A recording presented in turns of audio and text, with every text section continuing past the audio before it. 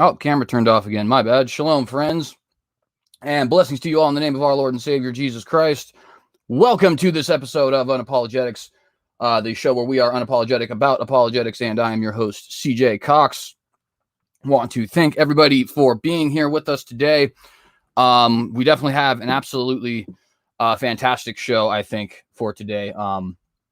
Recently, I think we've been a little bit spoiled with some solid interviews coming up. So I think it might be easy for some of us to forget that maybe it isn't normal for this channel to be as blessed as we've been recently. But nonetheless, it is another really solid conversation, I think, coming today.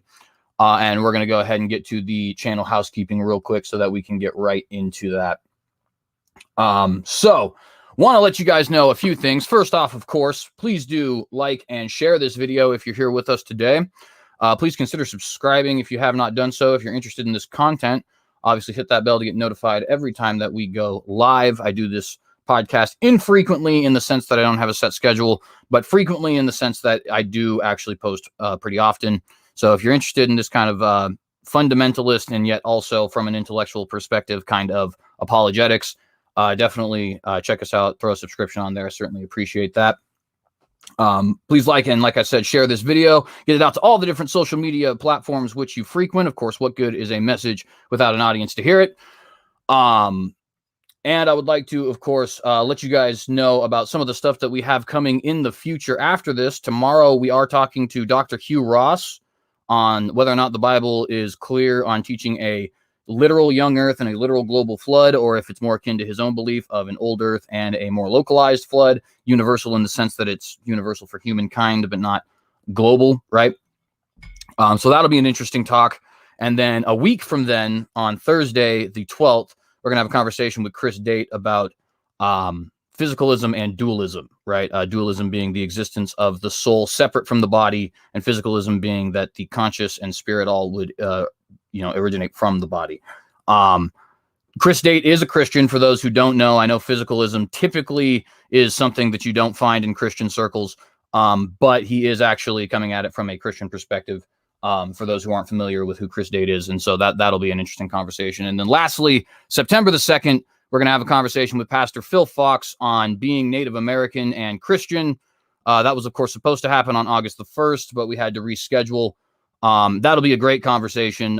Pastor Phil Fox is the founder of Drop of Hope Ministries, full-blooded Native American himself. And so that's obviously going to be an interesting conversation. One that I don't know if everybody is 100% prepared for, right? Because unfortunately, a lot of times, a lot of things that have to be said from that perspective do end up contradicting things that we all grew up believing. But in the end, I think it's all iron sharpening iron, and it's good stuff there. So obviously, really cool things coming up. Now, that's all we actually have for the future. Things obviously being planned, but not set in stone yet, so we're not going to announce them. I don't want to keep our guests waiting too much longer, so what we're going to do is just jump right into a very quick prayer, and then we're going to get started with this episode today. So if you guys want to join me, certainly would appreciate you doing so. If not, thank you for being here anyway, and let's get to it. Heavenly Father, I just want to thank you for the opportunity to have a video like this, Lord, and to have these kinds of conversations, Lord. I want to thank you for the luxuries we have of being, able to not only have conversations with people freely, Lord Jesus, but also over such vast distances, Lord, with these great technologies that we have, Lord, the ability to, amass all the knowledge that we have. We really are a very special people in a way, Lord, not in that there's something unique about us, but in that we've just been immensely blessed. And I just want to thank you for that, Lord Jesus. I pray that this conversation is edifying, that we get anointing of the Holy Spirit, Lord Jesus, to seek truth. And I just want to pray that we glorify you here today, Lord, in Jesus Christ's name, and that we show a Christian love and respect to our guest here today as well, Lord. In Jesus Christ's name I pray. Amen. All right. So, without further ado, I am joined by Godless Engineer today. Shalom, sir. Thank you very much for joining us here today. I really do appreciate you taking time out of your day to talk to peons such as ourselves. No, I don't consider anybody a peon. So I appreciate you guys having me on your channel to have this discussion. Yeah, absolutely. And by the way, just to be clear for the audience, I don't have a team member. When I said us, I was referring to me and you guys. But nonetheless, I used to have a team member way back in the day, and I'm still in the habit of saying we. And so now I've just decided, instead of breaking the habit, which I seem incapable of doing, I'll just reference my audience with the royal we. But at any rate, really do appreciate you being here. Obviously, I want to have a quick ice-breaking question. So for those who don't know, which I doubt is most of the people watching, but just, to humor some of them who might not know, who is Godless Engineer, and why might I be interested in having a conversation with him? Over on my channel on Godless Engineer, I analyze apologist claims, and I try to give good refutations of those claims. I try to critically analyze what people are saying about religion and history and all that other kind of stuff. Today, I'm here obviously to talk about whether or not Jesus existed in history. I'm a mythicist, so I don't think that he existed in history as a physical person. I think that he is more celestial in nature, even from the beginning.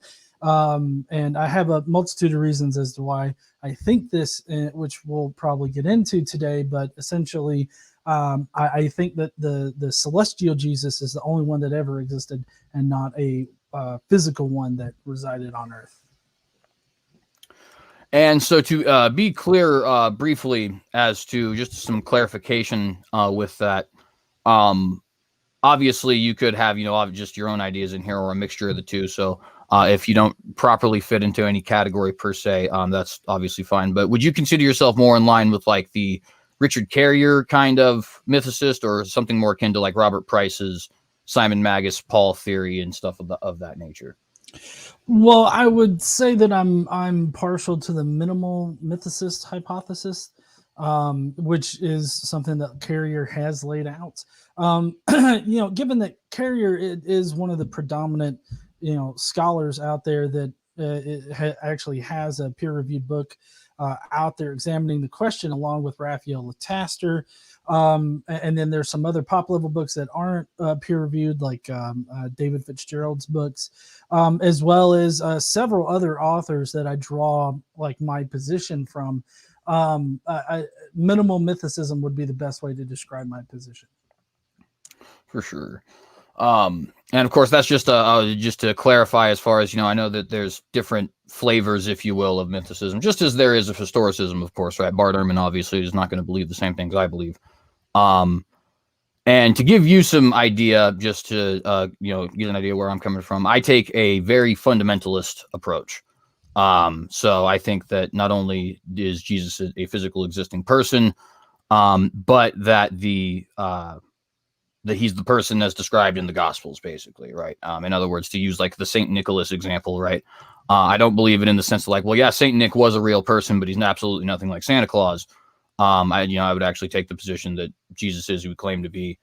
And pretty traditional understanding of how we got the information we got as well, which actually I think makes conversations between myself and mythicists, or just people with my position in mythicists, quite fun, because we can both take the claim of being fringe, which is nice, right? But at any rate, what do you think is the earliest source, really quickly, for Jesus that we have today? I think really the only independent source that we have that we can really rely on is Paul. But even with Paul, I think that there are a multitude of problems if you want to argue that he existed in history. For sure. And so then you would place Paul, I would assume, them right ahead of any Gospels and any sort of hypothetical Gospels as well, right? Like a Q document. So I take the mainstream scholarship route when it comes to dating the Gospels and dating Paul, as well as which of Paul's epistles are authentically Paul, as authentic as we can determine. So I follow the mainstream scholarship when it comes to those types of things. Absolutely. So then, just to clarify, does that mean you would accept the existence of Q? No, I don't. I know that's kind of mainstream, but I actually agree with Mark Goodacre that the Q document, or the Q gospel is indistinguishable from Mark. And considering that Mark was the first gospel written, all the other gospels copied off of him, it kind of seems like unless you can separate Q from Mark, I don't think that there's a good reason to speculate that a Q exists. And for the record, I do actually tend to agree with most of that, in that I don't think Q is real. But I don't necessarily think it's Mark. But I'm just trying to, obviously flesh out the position. And so to recap for the audience, to make sure I'm understanding correctly, so you would take the minimalist Jesus position for the most part, with obviously, your own thoughts and some additions from other scholars, which is popularized by Carrier. You'd say our earliest source that we have is Paul, and that he would predate any known gospels, as well as any unknown gospels, most of which would probably be indistinguishable from known gospels anyways. Mm-hmm. Awesome. So, and that's I appreciate you fleshing that out for me. So the first thing I would want to approach with this, because I take the position that the Bible in and of itself, the New Testament in and of itself, taken from a strictly historical perspective, meaning that if I, were to take my fundamentalist cap off and just wear a historical cap, that the New Testament itself, in my opinion, is enough evidence to prove bare minimum that contemporaries of Jesus believed in an existing physical Jesus. And I have a couple reasons for believing that. So first off, I would take a position of early dating of the Gospels, which I'm sure will probably be something that we'll have to talk about, obviously. My view is that Matthew probably wrote first, and probably within a decade of the crucifixion of Jesus, followed either by Mark or Luke. I don't think the historical record is quite clear as to which one came first. I'm tempted to say Luke is third, because Luke is the most blatant with admitting he has other sources. However, Mark does appear, if you look at traditional sources, to be pretty late in the record, writing from Rome after Peter's in Rome, and also Clement of Alexandria just outright says he's after Luke. So that, I'm not really sure where to place those there.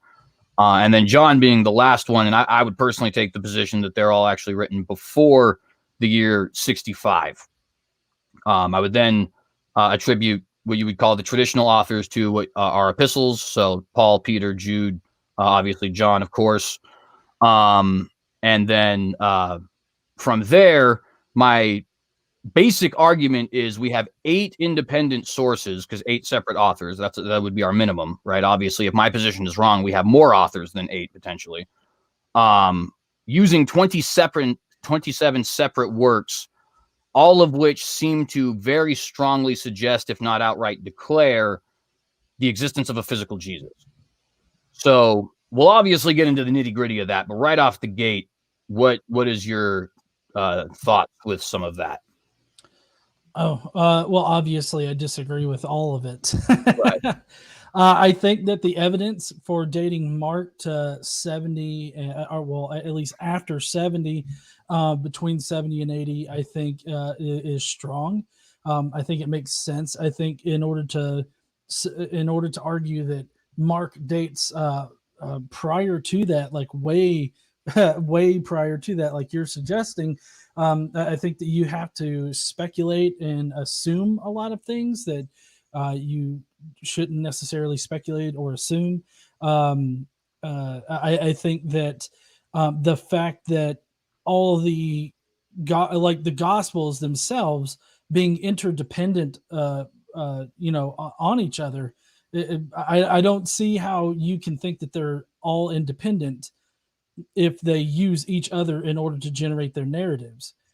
Even if you date them early, I don't understand why you think that they're independent when, regardless of which one came first, we definitely know that Mark, Matthew, and Luke all share common phrases and sense verbatim at times. And this is well established in the scholarship. And then John, we know clearly at least used the other gospels in order to generate his narrative, because like with the Lazarus situation, the 2 Lazaruses between the synoptic, I believe Luke is the one that has the one Lazarus, but John is very obviously reifying that Lazarus into history, and then is using that as a rebuttal to what Luke is saying in his gospel, which is that's part of mainstream scholarship as well. So I think that even if you suppose that they were all written early, I don't think that you can consider any of them to be independent, just because of those points. Absolutely. So there's a couple things that I think, and that it's great that I think that absolutely opens us up for good conversation. So let's just jump right into it, right? So a couple things I think that are important to note there, from my perspective, right? So the first thing is, I do think that in order to, like, I don't think we should have to establish complete independence in order to say a source is independent in a way. And what I mean by that is, so for example, Luke definitely uses the previous gospels. He says as much, right?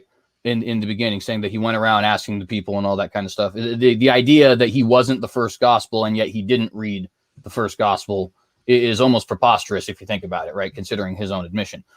However, that doesn't mean that he's not necessarily a independent source, because he's also getting, presumably, information from Paul, who he claims to know, information from other Christian believers around. Potentially he has two different gospels to look at, right? In other words, he might have some influence, absolutely, from Matthew or even Matthew and Mark, but he's also going to have witnesses clearly from everywhere else as well. Because like the idea that just like it would be preposterous to say he actually was asking people and didn't have any knowledge of these gospels, I think it would be equally preposterous to say he was only relying on these gospels and nothing else, right? Okay, can you, if I can interrupt? Absolutely. Can you provide me where in Luke he cites his sources?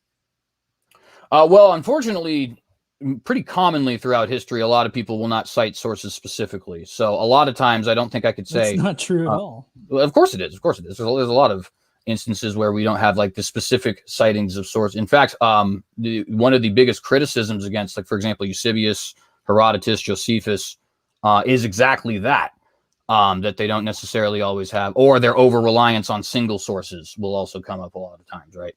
But I mean, they still cite their sources. See, Luke never cites any source whatsoever other than Scripture.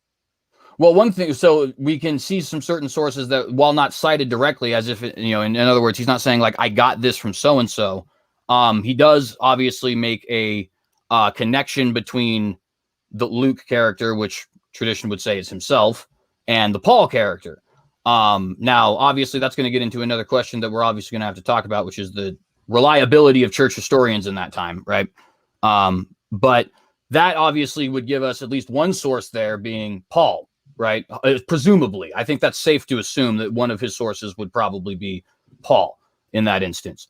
We can also presume, because we know he's not the first gospel, right? That's universally accepted by everybody from the beginning of time all the way up to now. I don't think anybody's ever claimed Luke was first. I might be wrong about that, but I don't think anybody has. So we can also presume pretty clearly he'd have at least one of those previous gospels. So while we can't get named sources, I'll grant you, I think it's pretty easy to deduce at least some of the sources, based off of what we can prove through history. Right. Well, no, actually, you can. Okay. So one, you can presume things, but unless he specifically says something, that's not citing a source, and so that all you're doing is speculating. While there's the simple fact that verbatim things appear in Luke that both appear in Mark and Matthew. So he definitely had both Mark and Matthew's gospel, and he definitely copied directly from them. Now, if this Luke was an eyewitness or had some kind of personal knowledge of the events that happened, why would he need to copy verbatim and basically plagiarize these other two gospels? Well, there's a couple things there. The first thing is that I don't think that Luke was an eyewitness. The tradition around Luke, and I mean Luke himself, like Luke the evangelist, is that he is actually he would be the personal physician of Paul for some time, and also he had some relation to Peter, it seems. Though I don't know if I know that they get Luke being the personal physician actually from Scripture. I don't know if the church fathers got his relation to Peter from Scripture.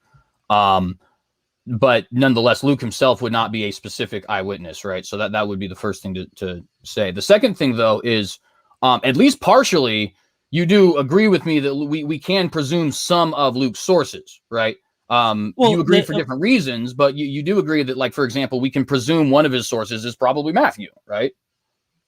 Well, yes, but for a very specific empirical reason, and that's because there are passages in Matthew that appear in Luke at times verbatim, via the Greek.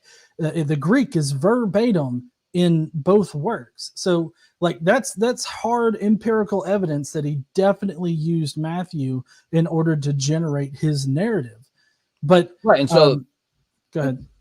Sorry, I was just saying. So we can deduce some of these sources. For example, Matthew. I think it's probably safe to deduce that Paul would be one of his, and in one of two ways, right? Either he's an eyewitness, like I believe, in which case the narrative is true and he knew Paul, or he's some other person like you believe, in which case he's very obviously influenced by Paul.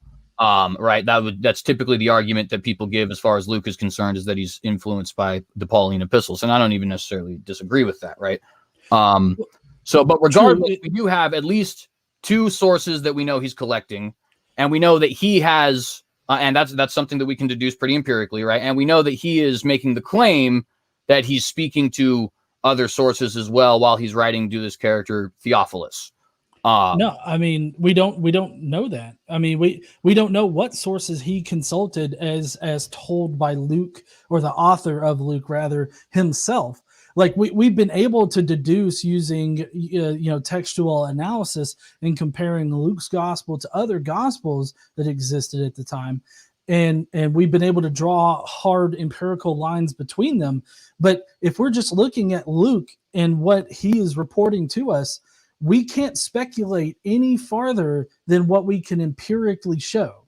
And because because like Mark's gospel heavily uses Paul's theology, we definitely know that in one fashion or another, either directly or indirectly, Luke was using Paul in order to generate his narrative.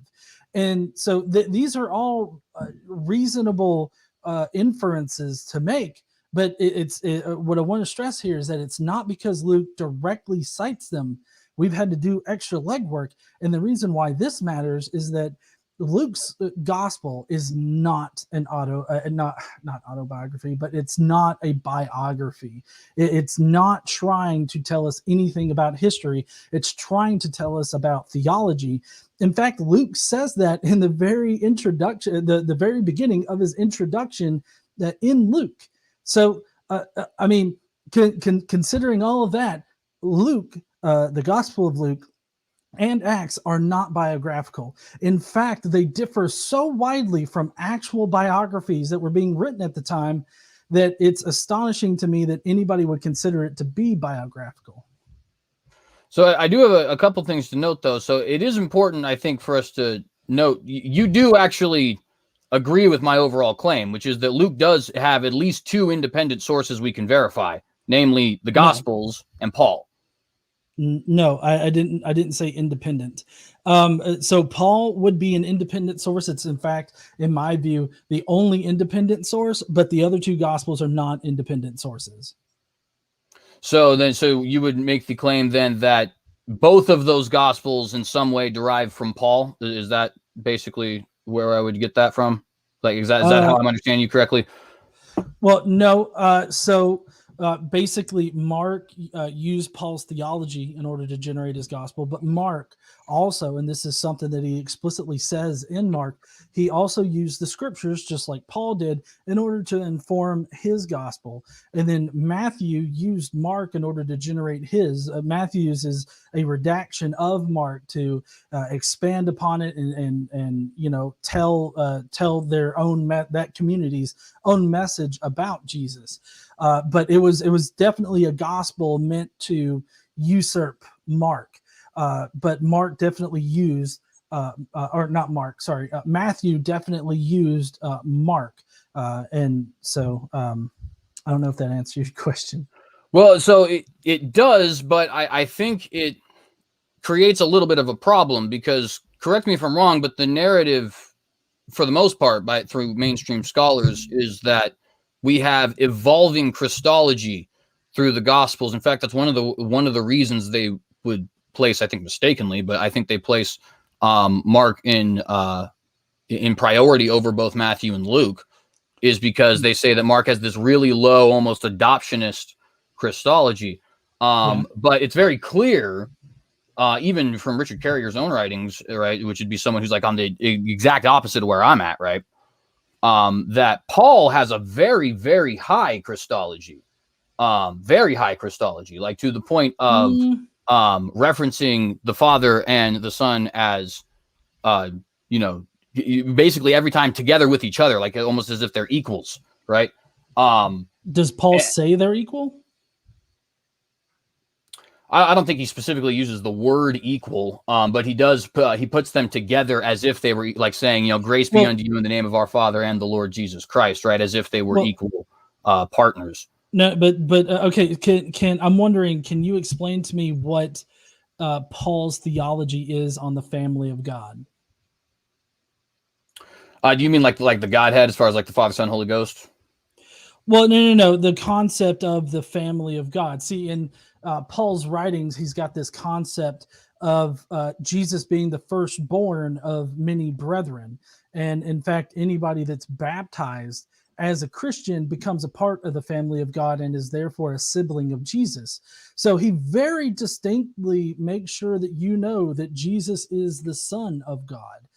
I can't recall any verse specifically where he equates God and Jesus. He does call Jesus Lord, but I don't. I think that's that's a stone's throw from saying that they're equal. Well, I think there's a couple things that are being missed, if I may. The first thing is, when he calls Jesus Lord, we do have to understand that Kyrios is a title that they were speaking about Yehovah with, right? Like, so for example, if you look at the Septuagint translation of, I think it'd be Malachi 3:1, but the voice of one crying out in the wilderness, prepare ye the way of the Lord, right? In the Hebrew, that's prepare ye the way of Yehovah. And in the Septuagint, it's prepare ye the way of, they would say, Kyrios, or ha-Kyrios, I think it is. I think ha is or maybe it's ho. I don't know. I'm not an expert on Greek by any stretch of the analogy or any stretch of the imagination, right?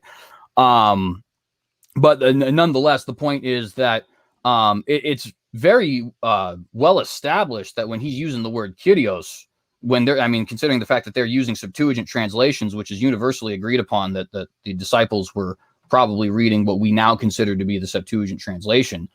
That's a claim not only of his deity, but of associating him with Yehovah of the Bible.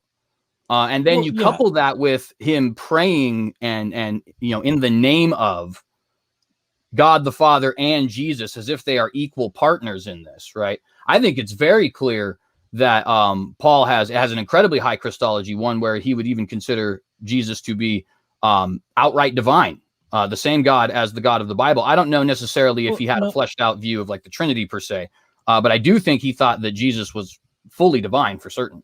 Oh, well, obviously Jesus was divine. I think that Jesus was purely only ever divine to Paul. But that doesn't mean that Jesus is God or that he equates Jesus with God. In fact, he makes sure to separate both of those entities. You see, in Jewish theology, there's there's a multitude of different divine beings, like celestial divine beings. And Jesus is one of those divine beings, just like Satan was one of those divine beings at one time. And so, like in the Old Testament, maybe you'll agree with me on this. I think that maybe this might be a point of agreement we can come to. Jesus is mentioned, well, the Messiah rather, or this figure that's supposed to restore the remnant of the Jewish people. is definitely mentioned in the Old Testament, wherever, it talks about the word of the Lord coming to Yeah, speak certainly. to people, on earth and everything like that's Jesus. And it happens multiple times throughout the Old Testament. Anytime you see the word of the Lord came to Isaiah or Ezekiel or anything like that, that's Jesus walking up and having a conversation with them. Yeah, And absolutely. right. And so, considering all of that, I mean, just because Jesus is divine doesn't mean that he is the God figure. That it doesn't mean that like Paul is associating the God figure. But let me transition a little bit to a somewhat tangential topic. And if Matthew was written first, and then Mark was written after Matthew, and then Luke, thereby mixing up the Christologies, if you will. Why does Mark decide to make Jesus less powerful than Matthew? Like, what would make sense about a somewhat powerful Jesus then being degraded in Mark to a less powerful Jesus, and then skyrocketing with Luke up to way more powerful Jesus, and then John's kind of got a different take on everything, a little bit. But just for those three right there, how do you explain that radical shift? Yeah, absolutely. So my way of explaining it is by saying that I don't actually. I think it's somewhat imagined, if I may. So this is not an argument unique to me. To be fair, this is something that's been popularized. At least to me, it was popularized by David Wood, but other people have talked about it before. Basically, the argument is you can put the Gospels in almost any order depending on what exactly you want to look at and say, hey, look, we see an evolving Christology here. How do you explain this? One of the best examples of that is I'm fairly certain it's either Mark or Luke that has Jesus actually doing the highest number of miracles. Whereas in John, he actually has the lowest number of miracles. And so if you wanted to go like, oh, see, we have Jesus performing, he's getting more and more grandiose over time, you could actually, if you wanted to go by the number of miracles he's actually performing, start with John and make your way to Mark, which is the exact opposite of what people expect, right? I think what's more likely is that Mark's not an eyewitness. The earliest church historians say that he was a pupil of Peter and that he would have known Paul. So he would be at best getting secondary sources, mainly through Peter. And they even go as far as to say that he actually wrote after Peter left Rome. So he would be writing presumably from memory, which I even think explains why there's reference that appears to be to Matthew. If he's writing from memory, perhaps he uses Matthew as a way to like guide his own memory in the same way that you might, write an autobiography about yourself and potentially read a history book that was published in wherever it is that you're from in the year 2005 to like jog your memory a little bit about exactly what happened, right? I think that's entirely possible. But nonetheless, the point just being, I think that the more likely explanation is that he doesn't have this in-depth explanation of everything per se, and appears to be almost like more detached and you could say rigid, more straightforward, the facts, that all that kind of stuff, because he's not an eyewitness. Matthew is. Well, so if I can interrupt here to certainly. maybe refine what I'm talking about, because I mean, sure, you can pick out arbitrary things in each gospel and arrange them in different ways, right? But when I'm talking about how Jesus is the power level, if you will, of Jesus, like for instance, we have Matthew 13:58, which, but I do believe it. I had to look this up really quick. So if these are different instances, that's my bad. I know that there's one where it's the same instance of Jesus going to one town that appears in both Matthew and Mark, but we have Matthew 13:58. He says, and he did not do any miracles there because of their lack of faith. But, and then using your idea of Matthew being written first, and then you have Mark, you've got in Mark 6:5, he says he could not do any miracles there except lay his hands on a few sick people and heal them. So on so I don't understand why going between like with Matthew first and then Mark. Why would Mark like dumb down Jesus basically? Because in Matthew it has Jesus choosing not to do any miracles there because these people didn't have faith. But in Mark, he could not do any miracles there except lay his hands on a few sick people, I guess, that had faith. But it doesn't explicitly say that they had faith, and that's why he could do it. But do you understand how the difference in it in choosing not to do miracles and not being able to do miracles? Because it's like it's not like I'm sitting here not choosing, to fly, like Superman. I'm not. It's not like I'm making an active choice not to do that. I can't do that. Versus me in an alternate reality where I can fly, me choosing not to fly is completely different. Yeah, it's certainly a great question. I think that it also could be something though that really could be a lot of, frankly, much ado about nothing. I'll give a perfect example of it too. So like I do Bible studies constantly, right? And of course studies all the time. And I'm sure you do too, right? Obviously we're doing this kind of work. We want to make sure we actually study stuff. I personally am an incredibly detailed note taker. Like to the point of where I like fill entire 120-page notebooks up with like one book of the Bible kind of thing. You know what I mean? It's almost the entire book in there. But if you were to go through it and read it, I don't word things in the exact same way. It is redacted in a way. It is shorter, right? And you're going to see me, for example, say things like, if they say, oh well, and Moses was prevented to go the way of the Philistines because, or the up north because of the Philistines, right? I just write, okay, and Israel could not go north, Philistines, something along those lines, right? Or because Philistines, right?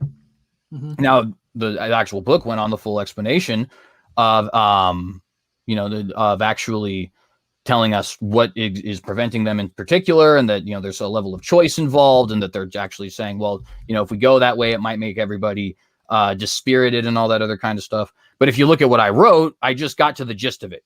They didn't go, and I wrote, I communicate that by saying they couldn't go, right? I think, again, that's something it's perfectly reasonable. And by the way, I wasn't preparing to make that argument beforehand, just to be clear, right? I wasn't like, oh, I'm gonna look through my notes and then, you know what I mean? I just think it's something that it's quite common, especially if you're a redactor, which I think that Mark would be, considering he's much shorter.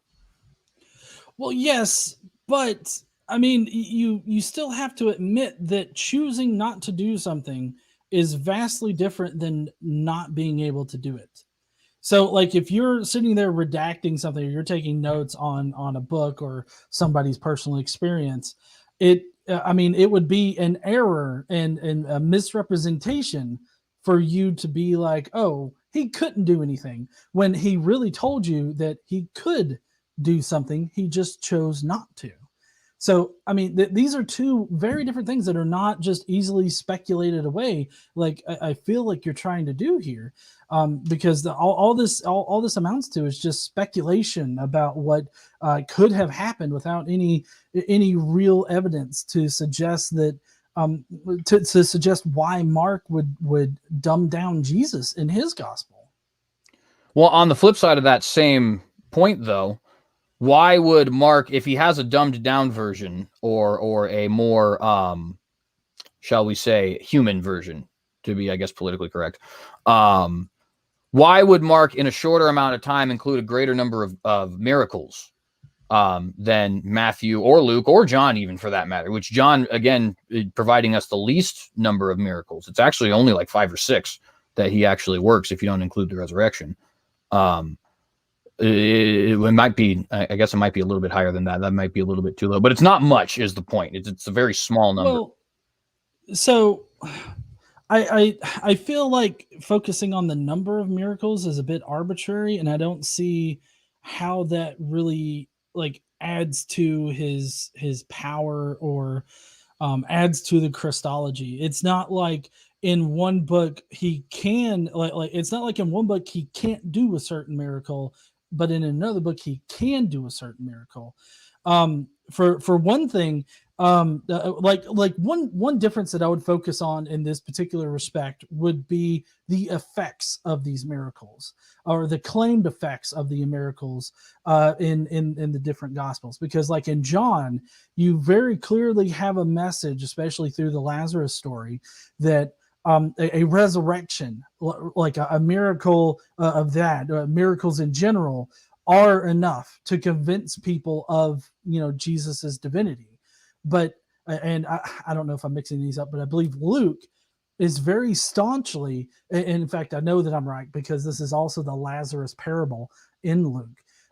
But Luke has Jesus staunchly teaching that even if I resurrect somebody from the dead, it would not convince people that I am the divine, or that I am sent by God or whatever in the world like that. That is the kind of difference that I would focus on. I wouldn't focus on the number of miracles. I don't see what value that really provides other than arbitrarily sorting the Bibles.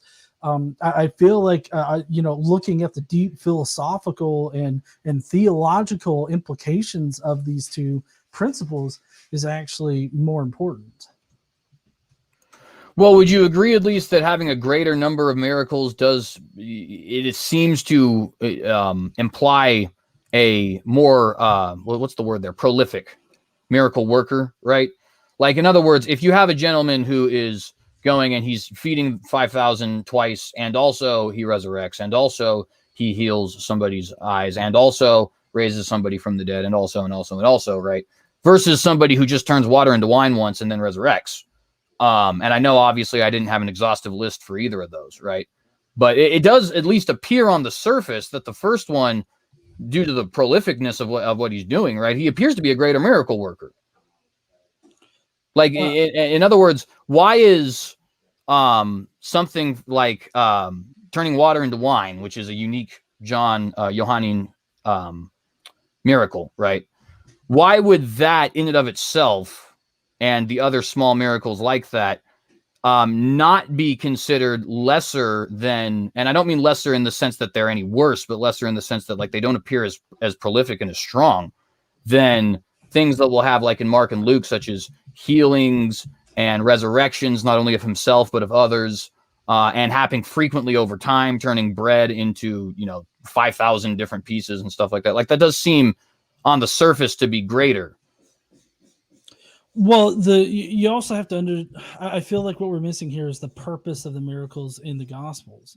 The purpose of the miracles in the Gospels is to verify that Jesus is connected to, the Old Testament. Like, that's the entire reason for all the miracles, because all the miracles that he does are the same miracles that the previous prophets did. If Jesus is to be the ultimate prophet, then he has to do like the same types of miracles, not the same number necessarily, but same types of miracles that the previous prophets did. And Jesus matches all of that. So I guess I still don't see the value in comparing, well, this gospel had this many miracles, that gospel had that many miracles. Like, I still don't see the value in that. I don't see the value in trying to tier out how magical, like, one of them are. Like, if one's more magical than another, I guess I just don't see the point, in actually making those determinations, because regardless of how you put it, how you spin it, Jesus is still a miracle worker. It doesn't matter if he did 50 miracles or 5 miracles, he still did them. I guess my only thing is, it appears he's a more powerful miracle worker and a more prolific miracle worker in works that are supposed to have him be a lesser character according to the mainstream narrative. Like, and that seems to... well, I mean, I would say that about Mark, because apparently Jesus can't do miracles in certain respects. Like, he's limited on his abilities. But as you progress through the mainstream chronology of how the Gospels were written, you see Jesus getting more powerful, becoming a more powerful person. And I don't think that the number of miracles necessarily translates to how powerful of a miracle worker he was. Well, what about quality as well, though? Because I also did bring, it's not just the number itself, but it is quality, right? Like the feeding of the 5,000, which happens twice in Mark. That's pretty. That is an impressive thing. Like if me and you saw that, it'd be like, dude, that's incredible. Like, how do you explain this? We'd be talking about it for the next 6 months on our respective channels. Like, I don't know what I saw, but some dude took 5 pieces of bread and fed 5,000 people somehow, and we got to figure that out, right? Whereas if some guy like turned water into wine, you might not even believe him. You know what I mean? You might be like, this is like Chris Angel stuff, Well, yeah, but I mean, it's still a transformation of food. Like with the water to wine thing, that's a transformation of food. Just like the in Mark, like you said, you got those 2 instances, which are, at least in my view, it's actually one instance that's just doubly put into Mark. But ultimately, this type of miracle, the transformation of food, traces back to the Old Testament. I mean, that's why Jesus had to turn the however many loaves of bread and fish. That's why he did that in that particular miracle, is because he has to fulfill like the transformation of food from Elisha and Elijah in the Kings.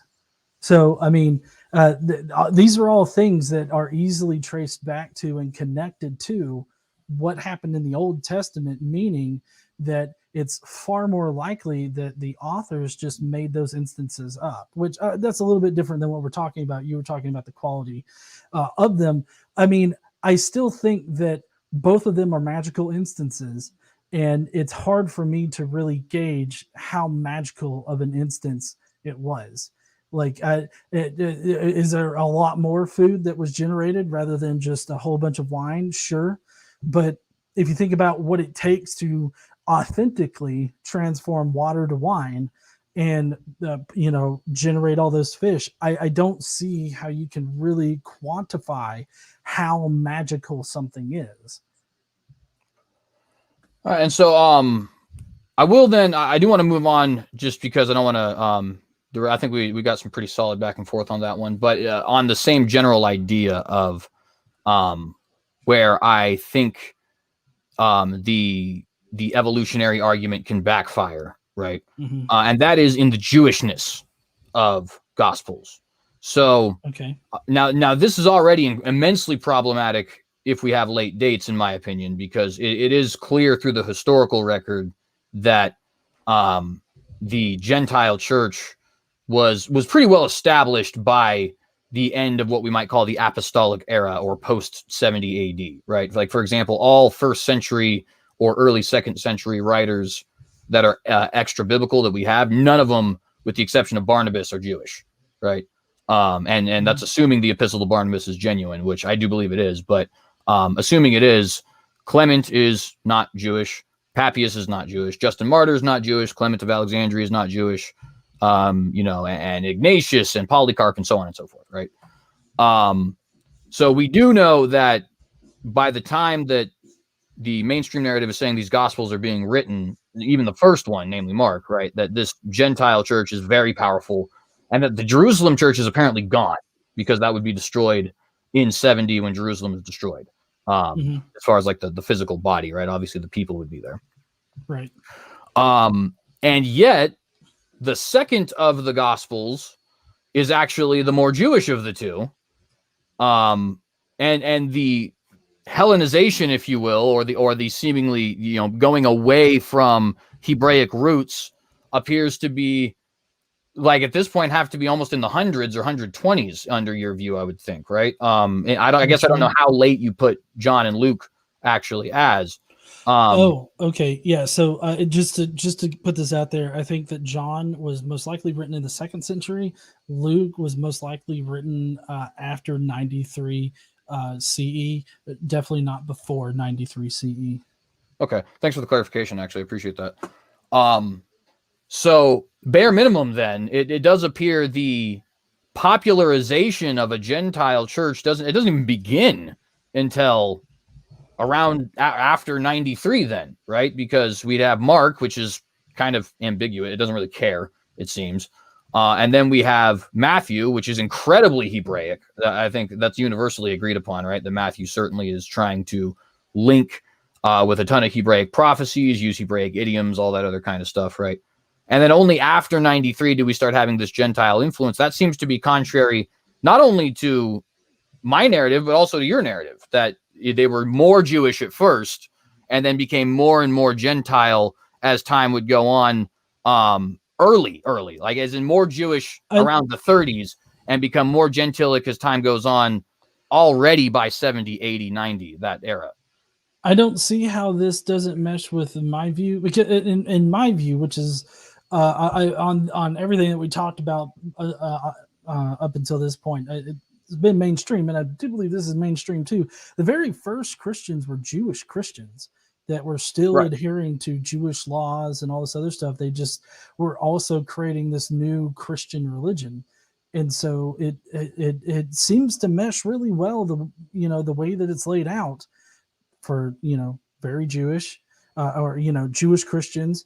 And then slowly over time, go into this Gentile audience where it was very significantly moving away from, Jewish traditions.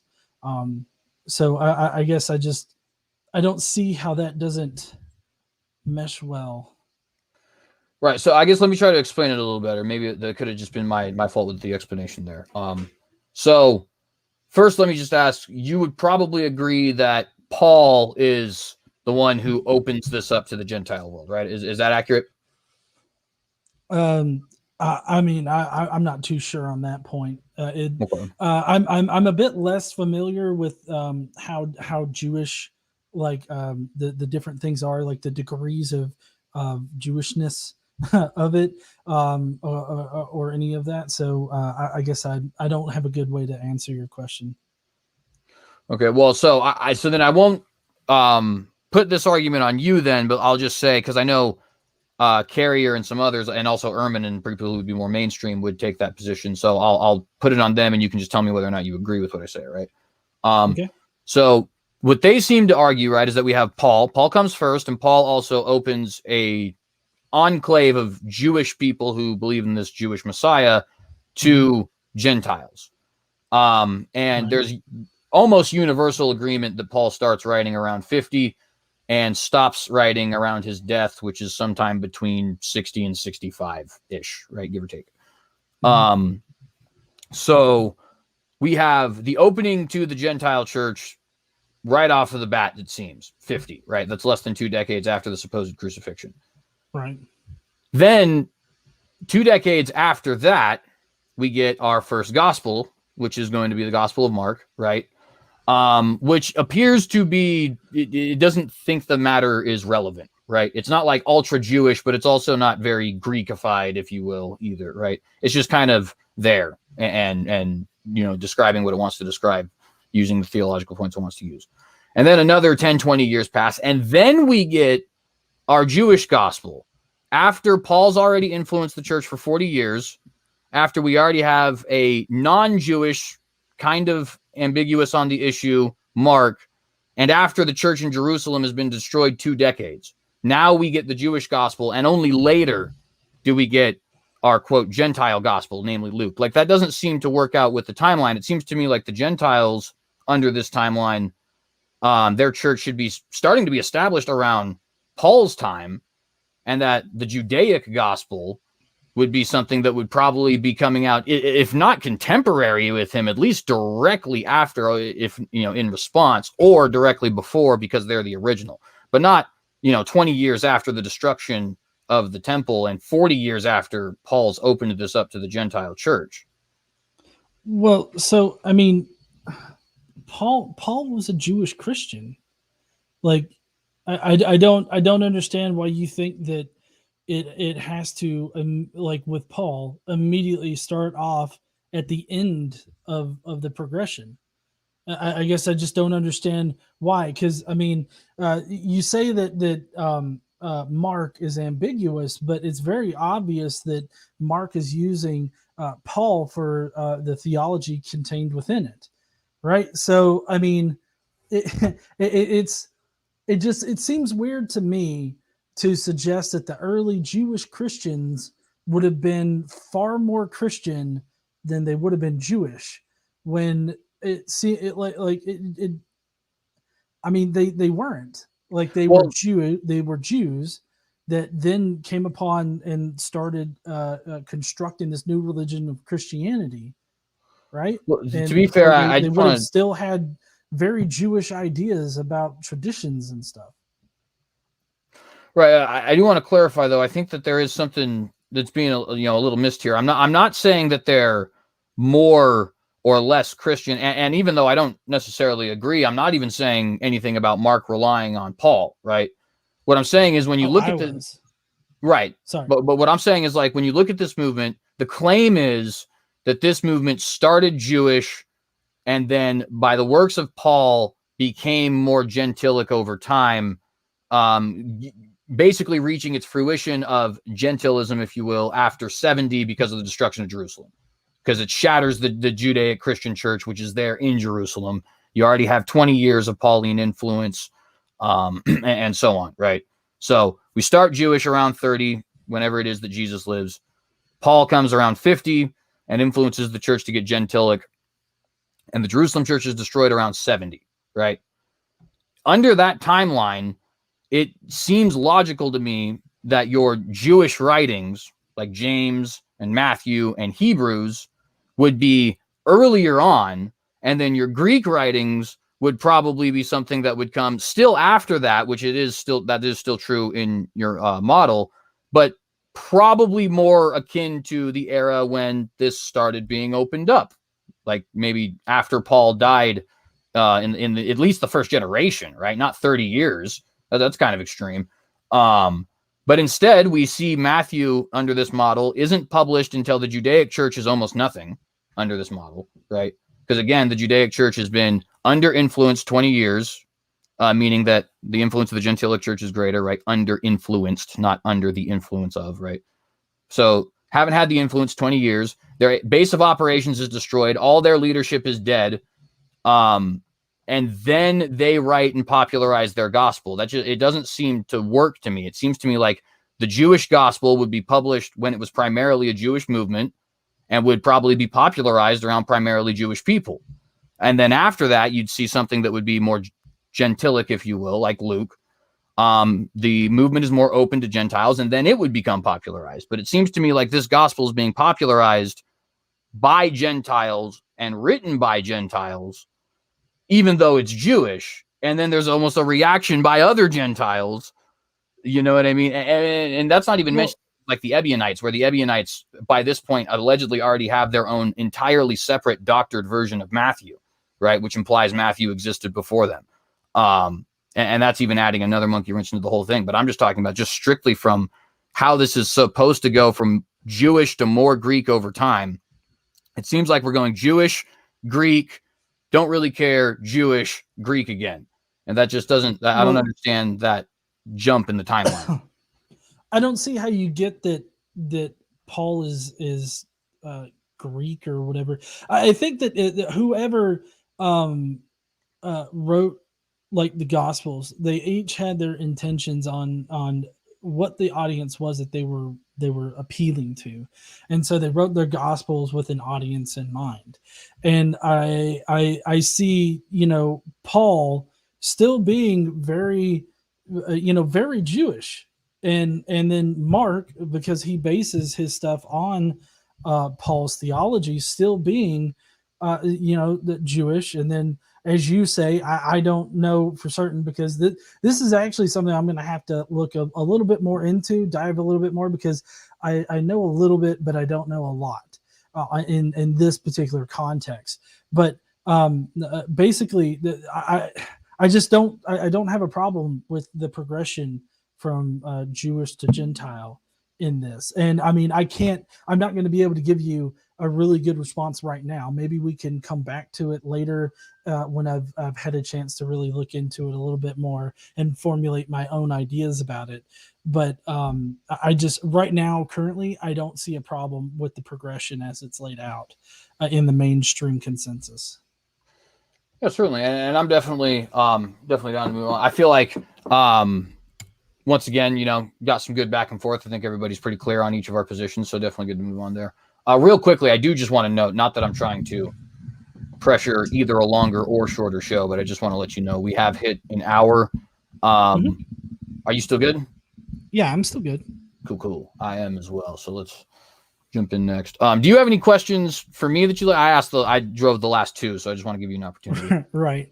Well, there is one thing that I have not been able to get a clear answer from anybody on, and I'm wondering if maybe you can't give me too much of a clear answer, because I know earlier you said you're not exactly all that much of a expert in Greek. But one aspect of Paul's epistles is the mentioning of the brother of the Lord or the brothers of the Lord. And the argument there is just that it's the natural reading to take that to mean a blood relative of Jesus. But when I look at the Greek, I don't see any clear indication that that is the situation. I don't know if you have any ideas about what clearly in the Greek makes it about a blood relative instead of a fictive kinship.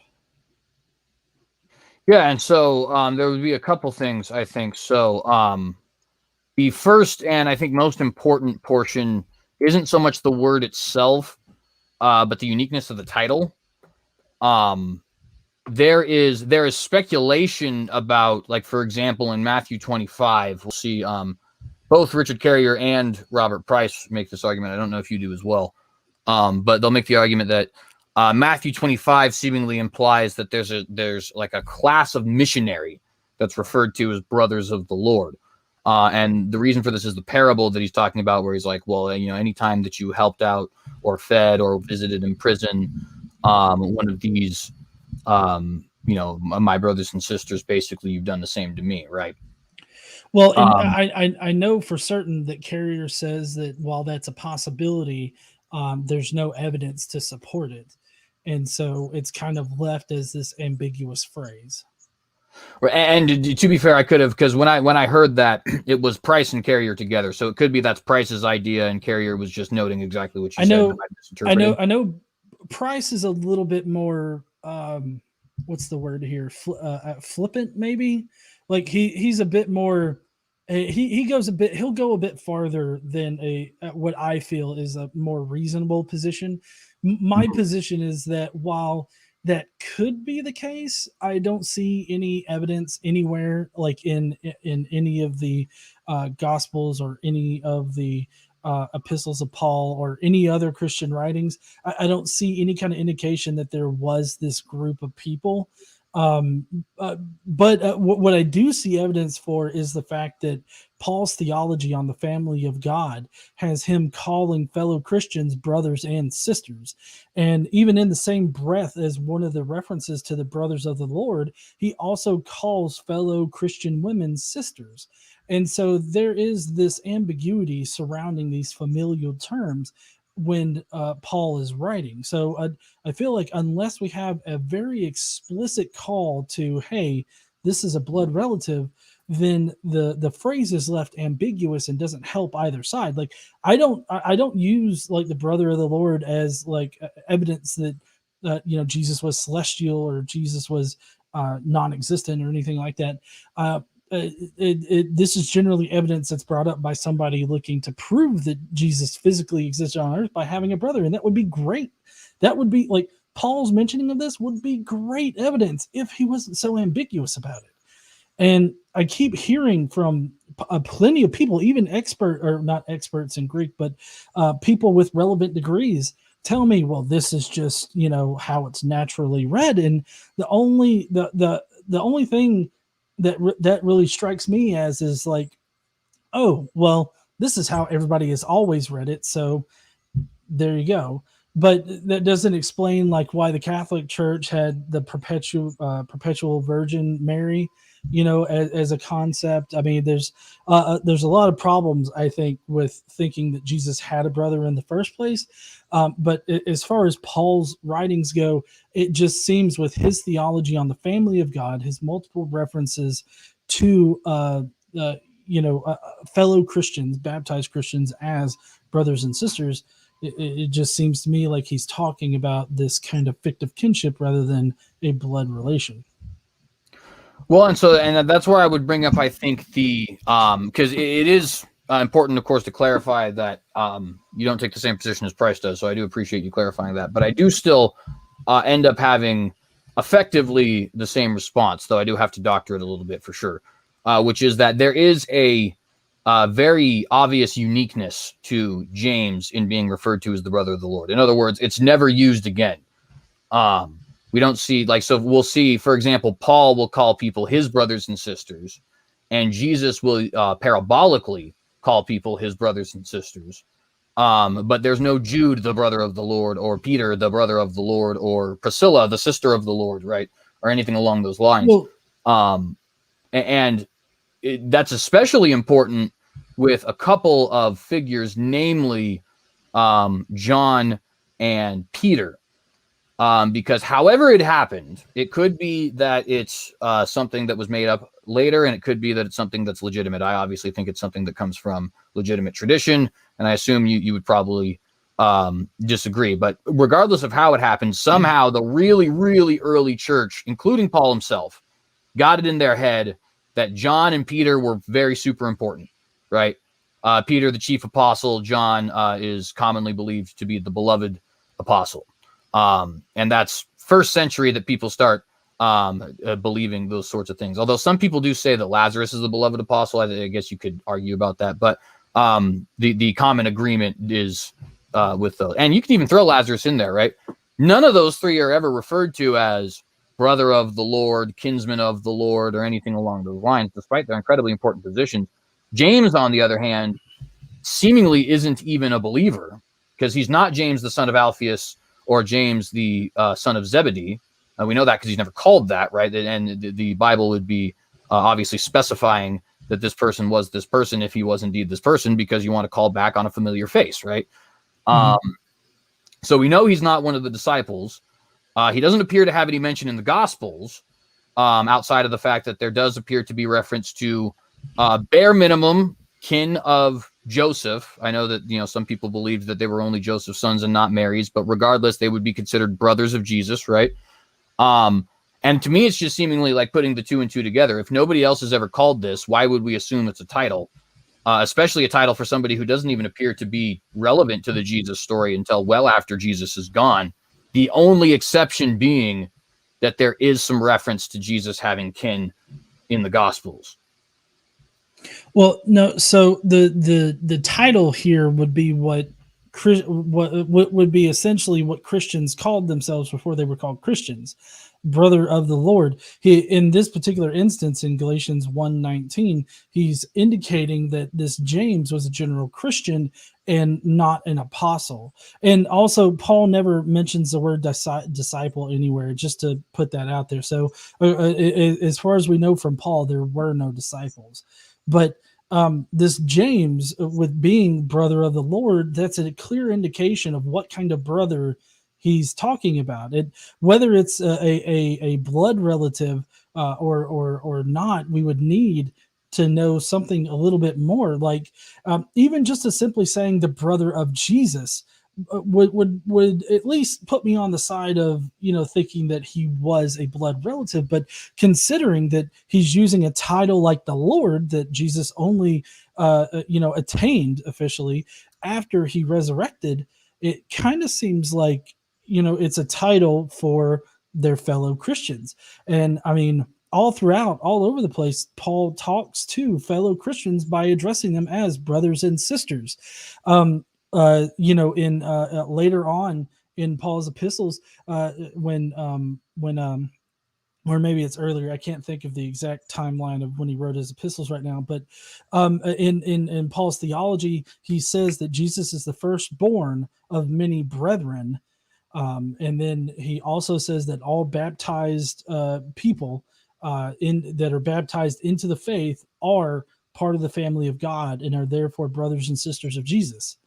Brothers and sisters of the Lord, of however you want to mention it, but they are brothers and sisters. My point here is that the phrase "brother of the Lord" is ambiguous because there's no clear indication as to what kind of brother that we're talking about here, unless you take the Lord part as a title. In Christianity, the Lord being the Messiah, the brother of the Messiah, and given Paul's theology on it, that just means that he's a baptized Christian. That seems way more parsimonious to me than just speculating that he's talking about a blood relative. Well, I think, if I may, I think it's actually the opposite direction. I think that we're speculating he's not without any real reason to suggest he is. And so when I go back to that uniqueness, right, you say, well, it could be that, James, exactly as I say, James is a run-of-the-mill rather than James of Zebedee or James of Alphaeus or John or one of the 12 disciples or something like that, right?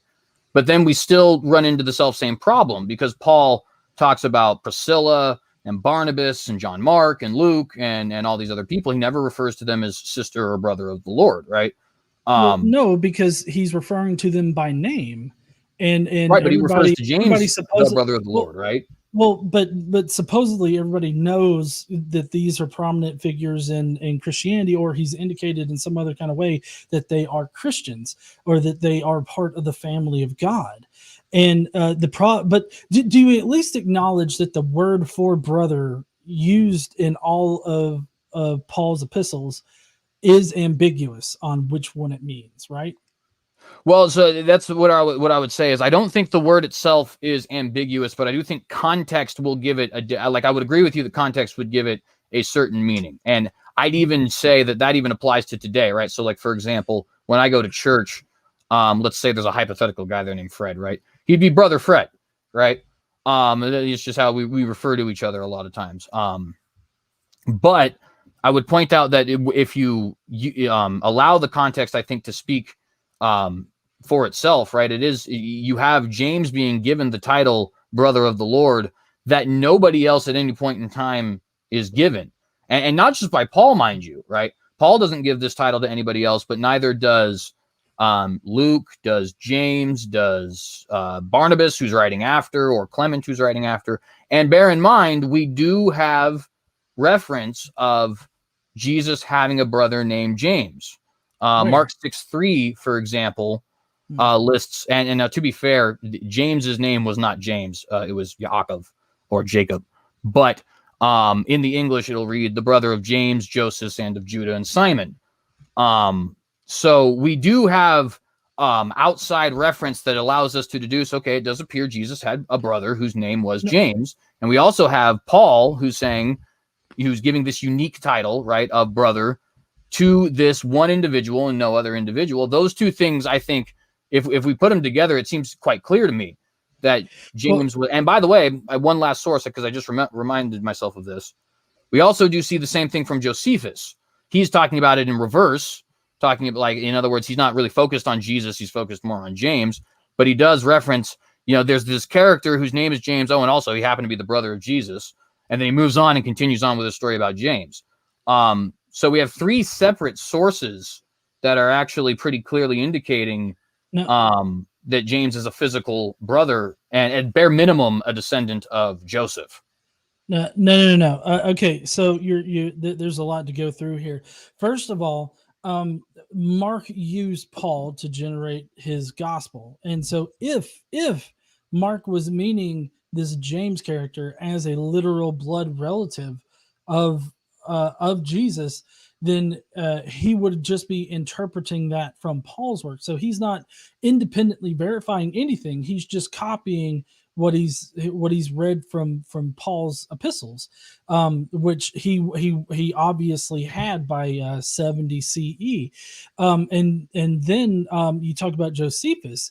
That's actually most likely an interpolation right there, and there's several reasons that I could get into it, but basically, it doesn't make any sense. The way that James is described in that passage, and how he's killed by Ananus and the Sanhedrin, and then replaced with this other completely separate Jesus that we've never heard of before. No explanation as to why he's there, what makes him qualified to be a high priest, or anything like that. Also, another problem with the Josephus passage is the fact that Josephus doesn't explain to his audience what a Christ is. And now this could either come in a reference back to the Testimonium Flavianum, if that was even there. I don't think it was. But if it was there, then we would expect some kind of reference back to it, or we would expect him to, tell his audience what this Christ figure meant to the Jewish people that he was talking about, and we don't find that. By that being an interpolation, the who was called Christ, replacing that with some kind of reference to Ben Damnius, it makes that passage a whole lot more parsimonious in explaining why this Jesus Ben Damnius would have been given the high priesthood after his brother James was killed, because that was a common thing that was done at the time when those particular situations arose. So the Josephus passage, I don't think actually originally mentioned Christ, but yeah, I forget where I even started with that. but what thoughts do you have about my rant? Yeah, so there'd be a couple things for sure. So I think the first thing is so starting with Mark, because I just want to go in order. So I don't necessarily agree that Mark was using Paul's epistles, though I do think Mark knew Paul. So I'll grant, for the sake of argument, that Paul and Mark that Mark is influenced by Paul, right? Because either way, under each of our models, that does end up being true. And under both of our models, we would agree that he's writing bare minimum by the year, I think you'd probably say 80 is the latest. Is that accurate to say? Sometime between 70 and 80? Yes. Okay. Which is only 2 decades after Paul's execution, which he is presumed to have been executed sometime between the year 64 and 68, probably closer to 66 and 68, because a lot of people think he was killed by Nero, which makes a lot of sense, actually. So we're 5, maybe 15 years removed from Paul. In other words, the writer of Mark would be a contemporary of Paul. So even if we grant, okay, Mark is influenced by Paul, well, Mark interpreted this as a contemporary and somebody who should know what he's talking about to mean that James is a physical brother of Jesus, right? Because he lists him. He says, and aren't these his brothers? And he names James. And then he also names these 3 other characters, Joseph, Simon, and I think Judas, the other one. That okay. Right there, I'm sorry. I'm interrupting. You go ahead. No, that's perfectly fine. That does seem to me to be like, even if we grant, and to be fair, I think that's a lot of granting to do. But even if we grant everything there, right, we still do have, okay, Mark is a contemporary. He should know what he's talking about. He's writing somewhere between 5 and 15 years after Paul's death. So he's like really close to the situation, right? And this is all under the model that you would accept, right? Not necessarily under my model, but the point just being, and he says Jesus has physical brothers. One of their names is James. Like that almost seems to me to be a near open and shut case, unless we think that like Mark is just so absolutely removed from the leadership of the situation that he just completely and totally misinterpreted this man who he should have been alive to meet, even potentially. You know what I mean? Like that does seem like kind of a stretch to me. Well, so I think your fatal flaw right there is the speculation that Mark knew Paul. I think that that the person obviously had Paul's epistles, He had Paul's writings, but there's nothing to indicate that he personally knew Paul or knew anybody that knew Paul, because we don't know who wrote Mark. He's an anonymous author, so there's no way to know if he knew Paul or not, if he was ever in the same vicinity at the same time as Paul. So I mean, I feel like there's a lot of speculation there. I feel like hedging your entire argument on that kind of it makes it unpersuasive. Well, I think honestly, I could even grant a lot of that in the sense that, okay, so let's say Mark never knew Paul, and we'll even go farther and say, let's say they were never in the same city. I think that one's particularly unlikely because we know that Paul went around Europe talking to all these different churches, and we're already having this argument that, or not argument, this position that Mark is using Paul. So that does seem to me to be pretty unlikely, but let's just grant it. Let's say that they're never in the same city, right?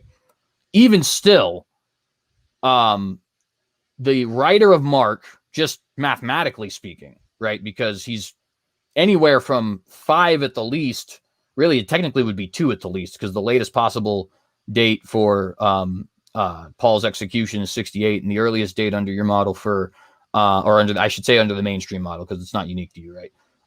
For Mark's writing is 70, right? So he's at minimum 2 years removed, and at maximum 12 or 16, you could say, because 64 to 80, right? So he's absolutely a contemporary. That much we could definitely assume, right? Or not assume, we can definitely just deduce, right? Because it's mathematically impossible that he wouldn't be. And we already have this claim that he at least knows of Paul, something that, I come at it from a different perspective from you, but I do agree, right? You'd say it's because he has his writings. I'd say it's because they probably knew each other. But regardless, he does know of Paul, and he's a contemporary of Paul, and he's at a time when the movement's not big, so it's not like he's going to be, having all of these vast interpretations like we have today, right? Where John MacArthur is going to say a completely different thing from Raymond Minicon up in Australia, right?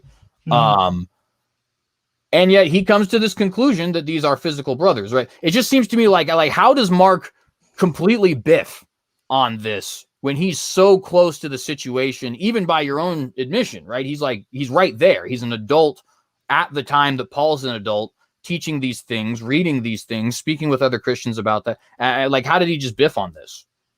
Oh, well, so in my view of that particular passage in Mark, I mean, I still feel like he's using ambiguous language, and you can't know whether he's referring to blood relative or a fictive kinship.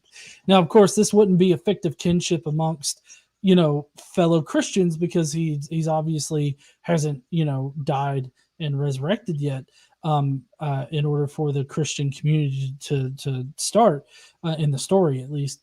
But I think that the word that's used there, and the fact that there's no explicit indication that these guys were anything but just friends, or part of his friend circle or whatnot. Like, for instance, if you met somebody who was in a frat, in college, and he's like, "Oh, hey, look, that's my brother Mark over there." And how just from that, how would you know that he's referencing this person as a literal blood relative of his, like a literal brother that he grew up with, or a frat brother? Like, I feel like you would need a little bit more of an explicit call to them being blood relatives rather than this fictive kinship. I think that the fact that it's not there makes it ambiguous enough to where we just don't know. Like, for instance, we don't know how old the author of Mark was. We don't know where the author of Mark went. We don't know in what city he was based out of. We don't know a lot of things about this author because he was anonymous. And so to speculate or assume that he knew somebody that knew Paul, or knew Paul himself, or anything like that, or even just what was so close to the situation. There's no way that he could mess it up. I feel like all of that it's just ad hoc speculation. Well, so I think there's a couple things there. So the first thing I would say is, if you just said, "Oh, hey, that's my brother," I think that's fair. Although I think that a good rule of interpretation, in my personal opinion, is unless context demands something that's not literal, you should probably interpret something to be, if not at least literal, at least face value, right? In other words, I can bare minimum get from that statement, if you say you're my brother and I don't have reason to believe you're not, that you're related or akin of some kind with this person, which, to be fair, you even just acknowledged, right? So, as far as like saying that, like, say again. Oh, I'm sorry, I interrupted you. I was just saying, like, you said kin, and I mean, there's kin, and then there's fictive kinship. They're both kind of treated very similarly, and it's ambiguous, and so that's my problem. Well, and so I would agree that if you just said, "Oh, hey, that's my brother," that could be an issue, right? But I'd want to return to Mark 6:3 because I think the context here is incredibly clear. Because it gives, so he says, "Is not this the carpenter, the son of Mary?" Now we already know that Mary is, according to this narrative and according to the other narratives, his mother, right? Mm-hmm. And we know that the person who would be his earthly father, quote unquote, and I put it in quotes just because obviously I would agree, disagree that it's his literal father, right? But under your position, if he did exist, I assume Joseph probably is his literal father, right? Even though I know you don't agree he exists, right? But nonetheless, not here or there, right? Point just being, so we have two direct links to the parental figures, right? One of which is the word son. So they're saying the son of Mary, continuing the sentence, the brother of James and Joseph and of Judah and Simon, and are not his sisters here with us as well? In other words, like the context here is they're clearly saying, hey, we know this guy. We know what he does. We know his mother. We know his brothers. What's up with this? This is all nonsense, right? In other words, it seems to me, bare minimum, Mark is incredibly clear that James is actually related to Jesus. Now, I know that there's the Catholic explanation of perpetual virginity, but one thing you'll notice if you speak to a Catholic apologist, right, they don't actually think that James wasn't the physical brother of Jesus. They just think he was Joseph's son and not Mary's, right? Because Mark is very clear that this is what the people at the time considered, at least, to be Jesus's brother, along with Mary and the carpenter. And Matthew makes it even more explicit by saying, "Is this not the carpenter's son?" Now, obviously, that could be under your model added, so I won't necessarily base it on that point. Like, you could say, "Oh, well, maybe Matthew wanted to make it more clear that it was his family or something like that," and that could be fair, right? You think that it's written later, that stuff is possible. But the point just being, Mark at least is very clear, I think. And so then that leaves only really a question as to what did Paul believe. And when you're putting Mark and Paul so close to each other in the time frame, in a very small movement at the time as well, one that Paul himself even leads, I just find it really hard to believe that this would be accepted by the population at the time, or that Mark himself would get something so obviously wrong, especially when he'd have all these other Christians to believe him, who also would be contemporaries of Paul, right? Because we have to remember, even if he's writing in 80, which is the latest that we have here, and even if Paul dies in 64, which is the earliest he could have died, there's at least thousands of people who were adults who are still alive, right? Because that's only 16 years. Whether Mark was one of those people or not, I guess we would have to speculate. But nonetheless, what would you say about that? Well, I mean, I feel like I would need like a Bible verse or some kind of verse from Paul or somebody that clearly states that Joseph had like sons. That I think that I would need some kind of empirical evidence in the form of, scripture or something like that, that would clearly indicate to me that Joseph, before agreeing to marry Mary, had a completely other family where he had children. And I think that speculating that Joseph did have this completely unknown family up until there was a problem with the brother James.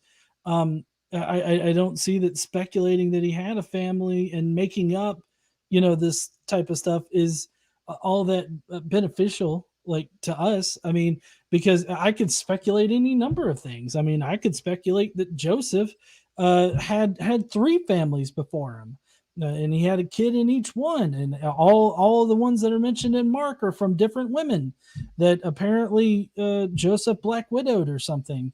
I mean, all of that's just speculation, and it's got the same amount of evidence as saying that Joseph had a child before he was supposed to marry Mary.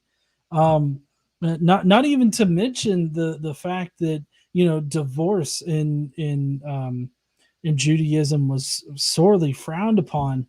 I guess that's really just for the women, and I guess he could be a widower.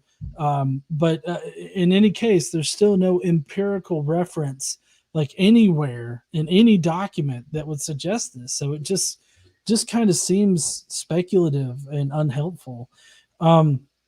I think if that I may, I just want to correct one brief thing, just because I think that it's important. I don't actually think Joseph had another family. I think these are all Mary's children. My point in bringing that up is to say, even those who don't believe Mary had children, meaning, in other words, even those who are entirely opposed to me, right, still concede that Mark is very clear that these are physical brothers. They're in the same family, right? Because there's no other way to understand it. We know that he's the carpenter's son, according to the narrative. We know that he's Mary's son, according to the narrative. If he's saying, is this not the carpenter, also the son of Mary, also his brothers are these people, right? At least at bare minimum, Mark has to be clear, right, in this, because he's exhaustively clear. The question, I think, then becomes, is he either A, influenced by a title from Paul, B, influenced by a writing of Paul that's accurately describing this man as a brother, or B, perhaps where Paul is getting his information, or even or C rather, or even another D, irrelated, right? Two separate references. Paul's saying he's his brother. Also, Mark is also saying he's his brother, right? Right. Well, but regardless, I mean, Mark is clear, I think. I don't think Mark is clear, though. I think that it's still an ambiguous reference, but even so, let's just assume that it's painfully clear that he was talking about the physical brothers of Jesus. This is still, Mark is still using Paul's theology.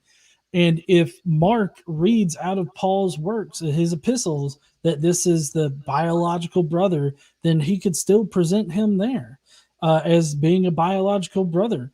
And it would still be a mistake. It would still be a misinterpretation of it. Also, another thing is that, the purpose of Mark's gospel is to, basically place Jesus in history, give him this physical ministry on earth, something that, we don't get any kind of indication from Paul that Jesus even had a ministry on earth. So, I mean, the fact that Mark is trying to put Jesus on earth, I really don't see how it would be a problem for him to just make up these brothers using, or these siblings, using Paul's work, or just, throwing some names at it. I don't see how that I don't see how that really affects the way that Paul is mentioning this brother. I don't see how that provides any more clarity to it. I don't see the usefulness of Mark in the respect of mentioning James as a brother. Well, I think it does two things for us. I think the first thing it does is it shows us contemporaries of Paul who were Christian understood Paul to be, and this is even assuming that they're taking from Paul, because again, I don't necessarily think that they are. I would take the position that Mark might be a contemporary as far as his writing, because like I said, I'm not sure if he wrote before, under my model at least, I'm not sure if he wrote before or after Luke. I kind of question that, but nonetheless, he's either writing before or after Paul, or during the same time as Paul, in my view. But again, even assuming the other view, I think that what we have evidence for here is that bare minimum, the contemporaries and the Christian contemporaries of Paul understood Paul to be saying that this was a physical brother. And then when we move on to Paul's own writings, okay, so is it possible that the contemporaries got this wrong?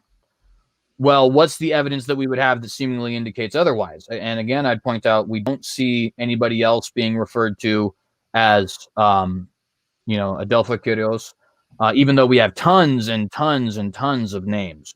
And if you extend Paul to all 14 of the epistles, which I know you personally wouldn't, but just for the sake of argument, you have even more names and still no other reference to somebody being called brother of the Lord.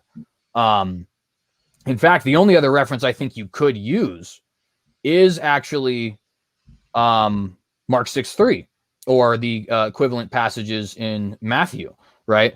In other words, the only time we actually see direct reference to brothers of Jesus, it appears to also indicate blood brothers of Jesus. And we can say, well, these guys are misinterpreting Paul, but what reason do we have to believe Paul is being misinterpreted here? We do know that he's not applying this to anyone else, disciple or otherwise, right? It just seems to me to be like quite a stretch, especially when, again, I do think that we have other references outside of this as well. Josephus could have been using Paul, and it's possible he could be interpolated here. But to be honest with you, I do think that the Testonium Flavianum was obviously embellished. I think everybody's aware of that, right? But I don't think we have the evidence that that the James brother of Jesus passage was. In fact, the James the brother of Jesus passage to me fits perfectly because Josephus is speaking about Jewish history, right? And James is important to Jewish history because he's leading a religious movement there. The reference to Jesus is seemingly in passing. It's almost like Josephus doesn't even care. He's just like, oh, well, I guess I should explain why James is here. So, he was the brother of Jesus and Jesus was called the Christ. All right, let's move on because James is the focus, right? Well, then why would the Jews get upset over James being like killed? And it doesn't make a lot of sense to me. Well, I think that there's a couple of things actually. So the first thing is it does appear that the Jewish people were divided around a lot of these figures. So, like, for example, regardless of what we think about John the Baptist, right? There is clear indication both in Josephus and in the Gospels that John the Baptist was divisive for certain. That a lot of people thought he was a true prophet and that a lot of people really wanted to get rid of him.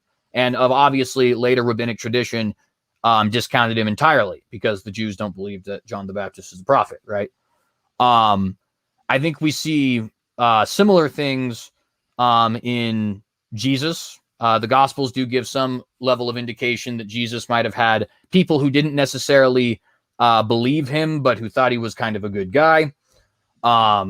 And that even seemingly is applied to figures outside of the Christian movement. Like, for example, Theudas, I think is how you say his name, but nonetheless, he's briefly mentioned in Acts, but Josephus explains a little bit more about him in his Antiquities of the Jews, right? Where it's like, it does appear that these figures were not just like set in stone, oh, we don't like them, we do like them kind of thing, right?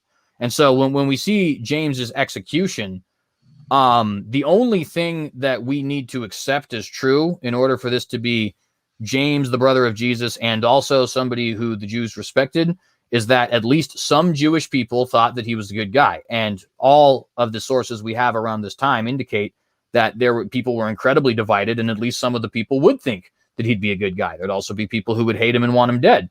And that seems to be the case around all of these figures, right? Like I said, Jesus, John the Baptist, so on and so forth. It appears to me to be more indicative of the time than anything else. And to give a brief analogy, I'd say like the 1960s.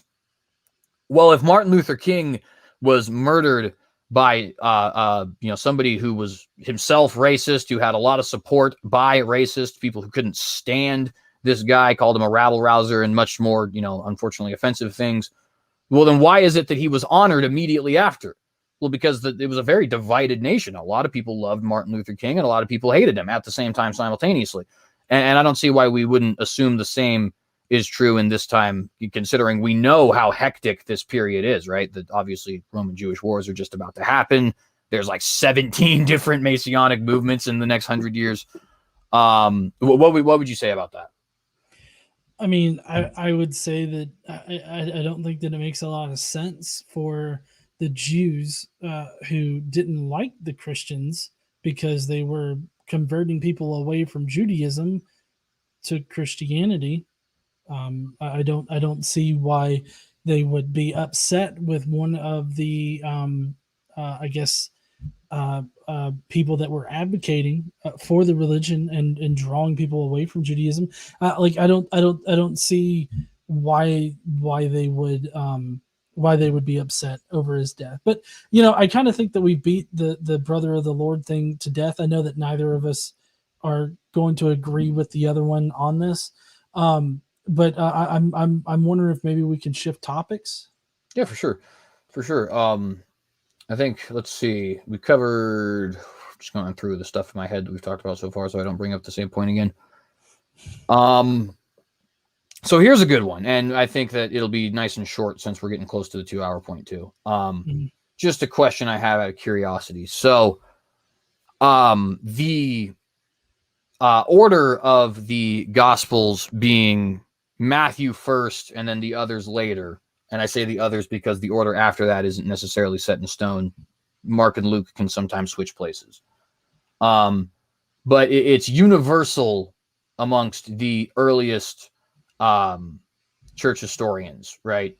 And it continues to be universal up until really about the 1790s, which is really, really far into the future. I think we could obviously agree on that, right? So pretty simple.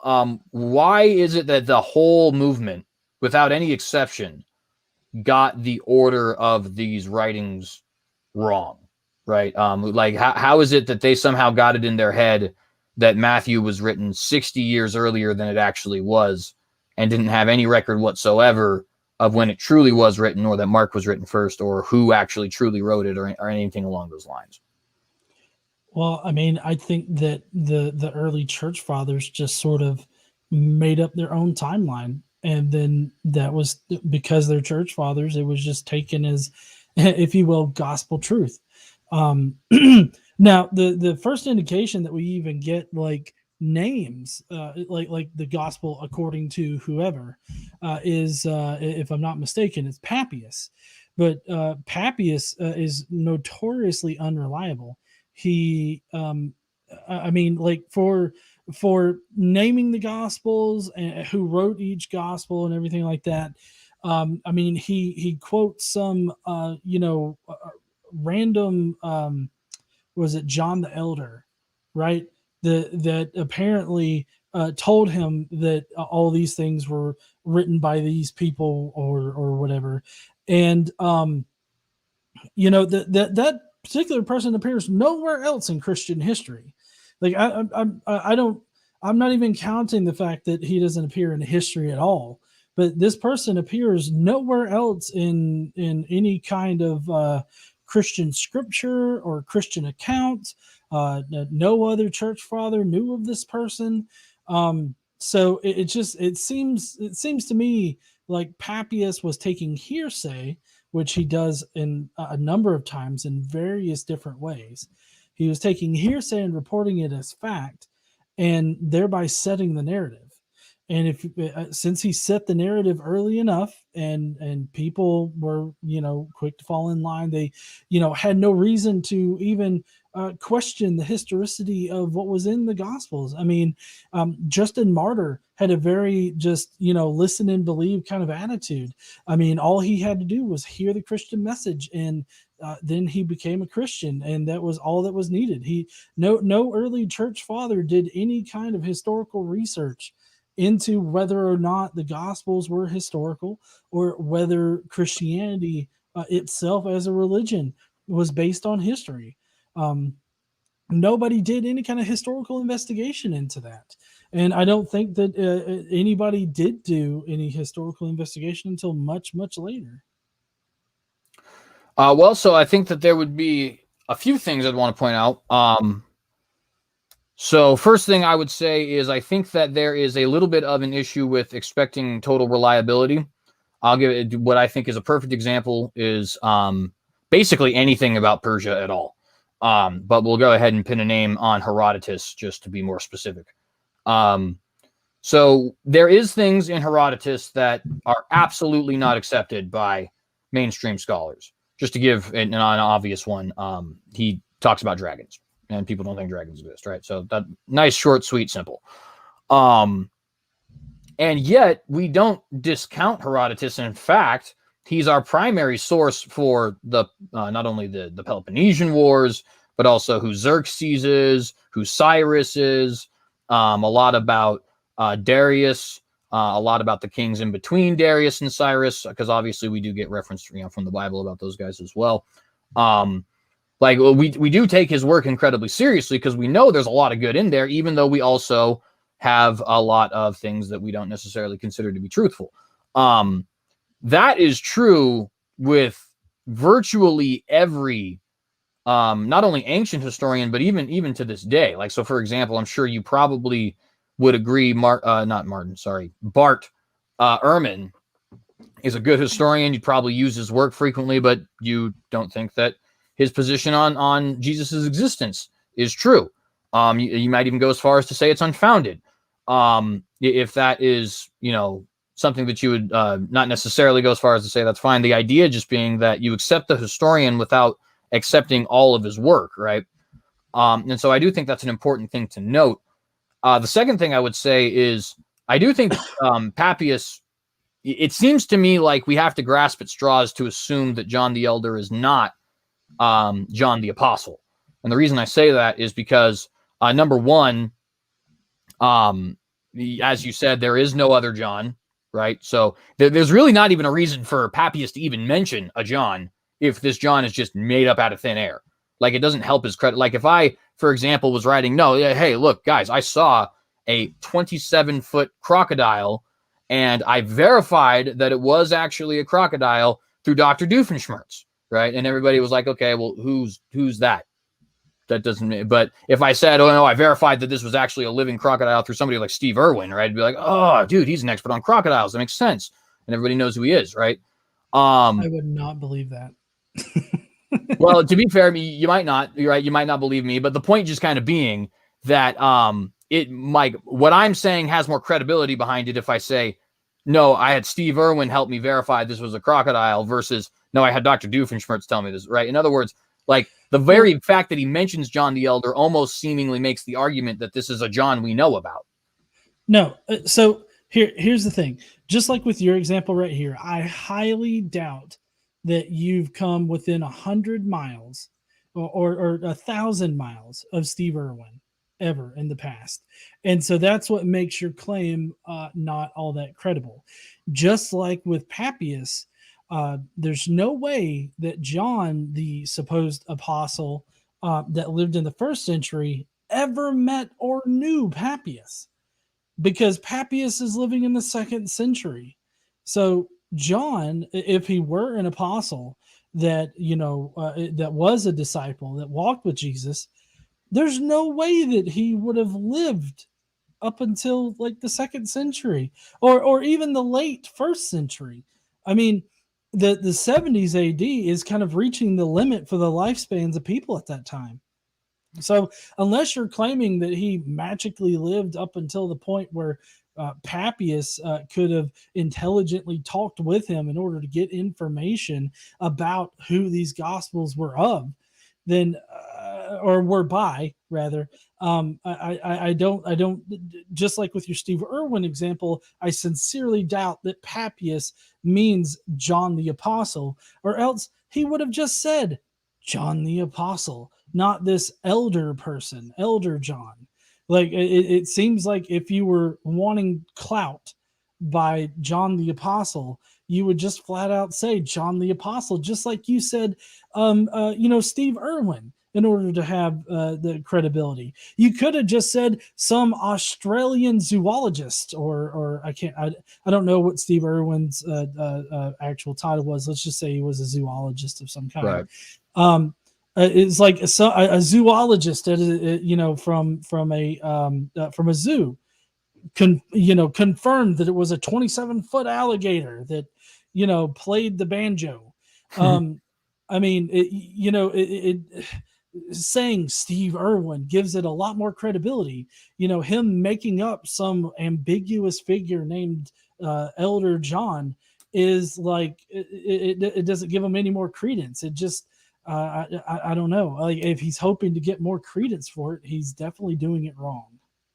Well, I think there's a few things that are not being taken into account, if I may. The first thing is I think you're grossly overestimating age limits.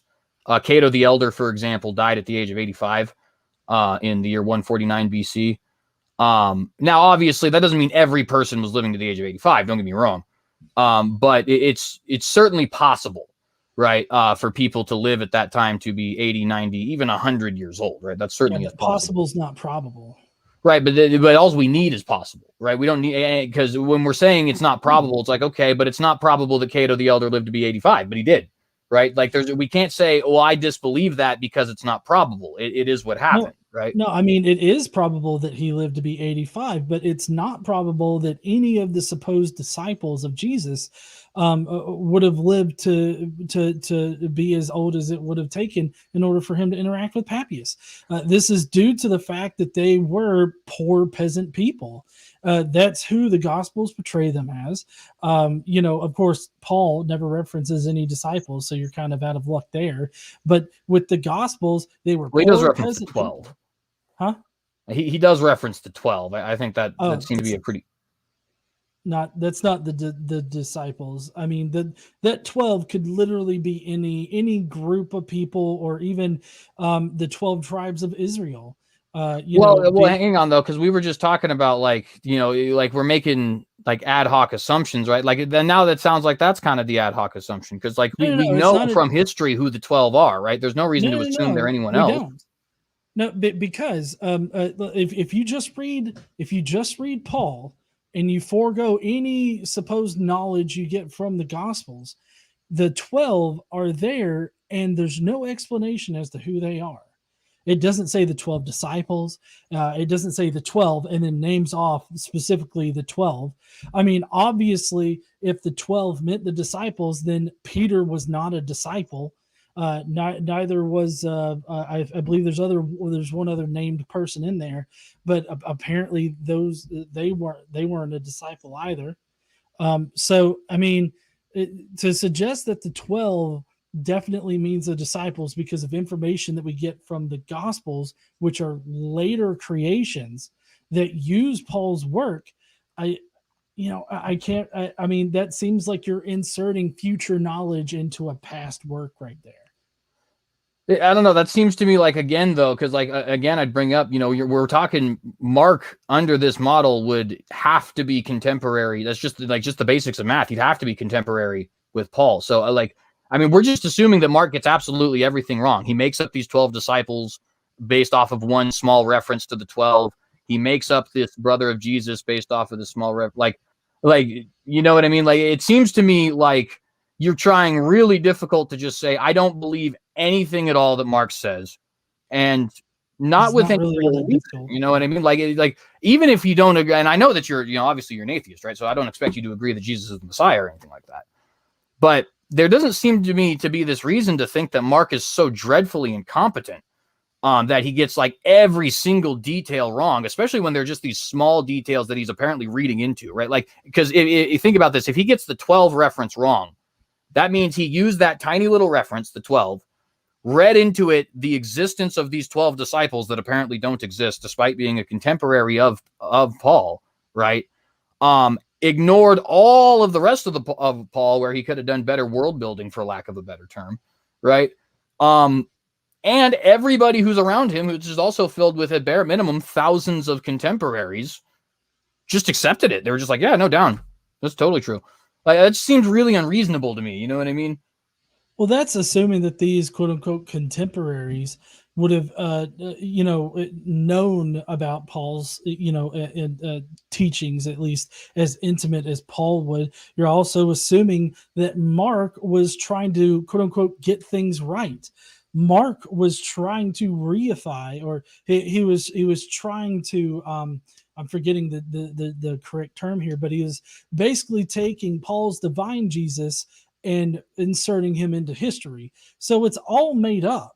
Like, it's not that he's getting things wrong or anything like that. It's that he's using Paul's work in order to inform the gospel that he's creating, in order to make a plausible gospel. So we don't know, like, just given Paul, we don't know who these 12 are. He didn't say 12 disciples, so we can't assume that they're disciples. We can't speculate who these 12 are. I gave a list of different groups that could have been the 12. I'm not saying that any of them are correct. I'm just saying that it's an ambiguous reference, that we don't know what in the world he's talking about. Because he could be talking metaphorically as the 12 tribes of Israel, like Jesus appeared to the all 12 tribes of Israel, and or at least representatives of all 12 tribes of Israel. Or he could be mentioning some other ambiguous group of 12, right? I mean, he could be mentioning anybody there, but what we definitely can't say is that Paul means disciples. Well, I don't know. I think, like I said, I do think it seems to me to be a lot of assumption, but I'll leave it there for a moment just because I did kind of toss that in there while we were talking about Mark. So I do want to get back to that. So regarding, and I just wanted to give another brief reference real quick. Because you mentioned, well, like some of these people would be like, because I brought up Cato the Elder, he'd obviously be relatively wealthy, because he's, a philosopher with the emperors and stuff like that. Diogenes, though, was a homeless man throughout his entire life and lived to be the age of 89. My only point in saying that is, it is, when we consider the fact that Papias is believed to have been born around 60, it's incredibly likely that John could have known. All we need is John to be 70, 80 years old in order to have spoken with Papias at some point, which is not that old even for the time period, right? Again, the Diogenes lived to be 89. Cato the Elder lived to be 85.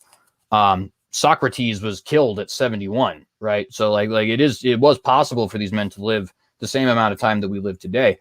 So if we know that can be the case, and we don't have any other Johns, my question would be, and I'll even take off the Christian cap and just put on a purely historical cap for a moment, right?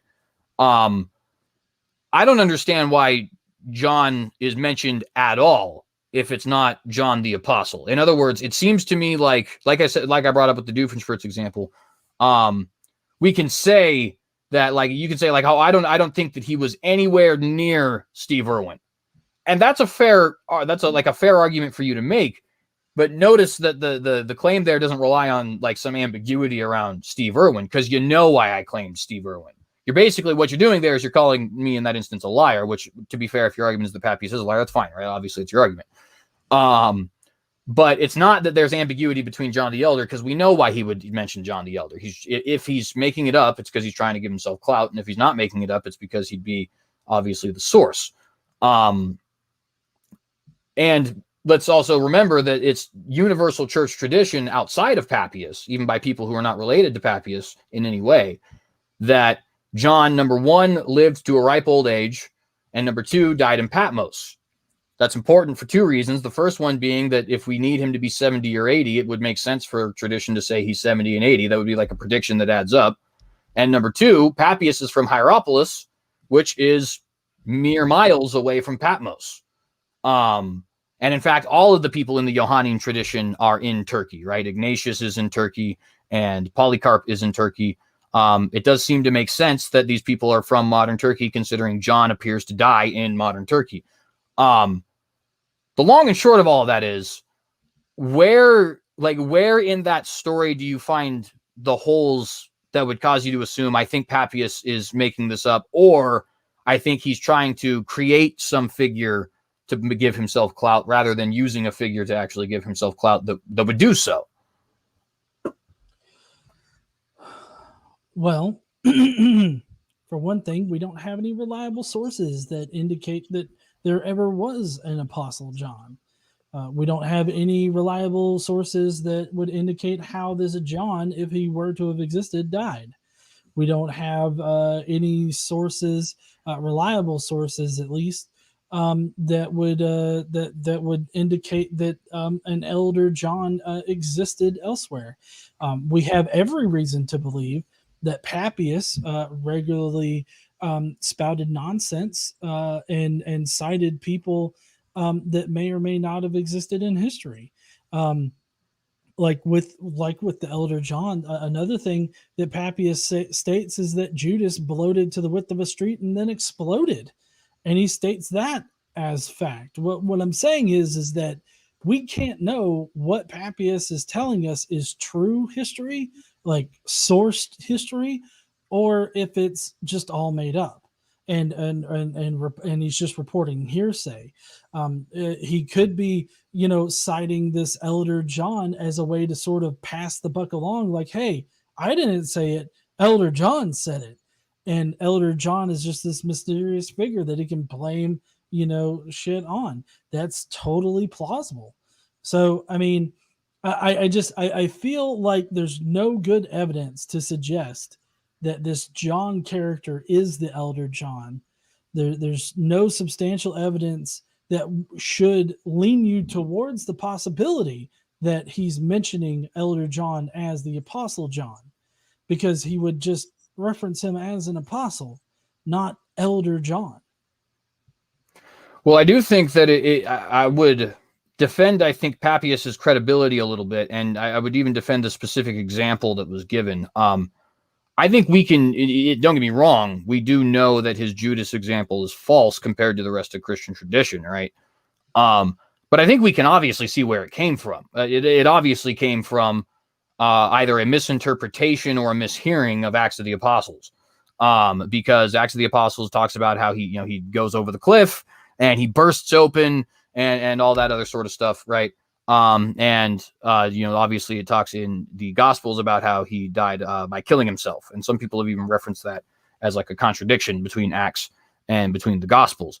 It seems clear to me that Papias is, and we see this frequently, by the way. For example, Irenaeus has the claim that he says Jesus was 50 years old.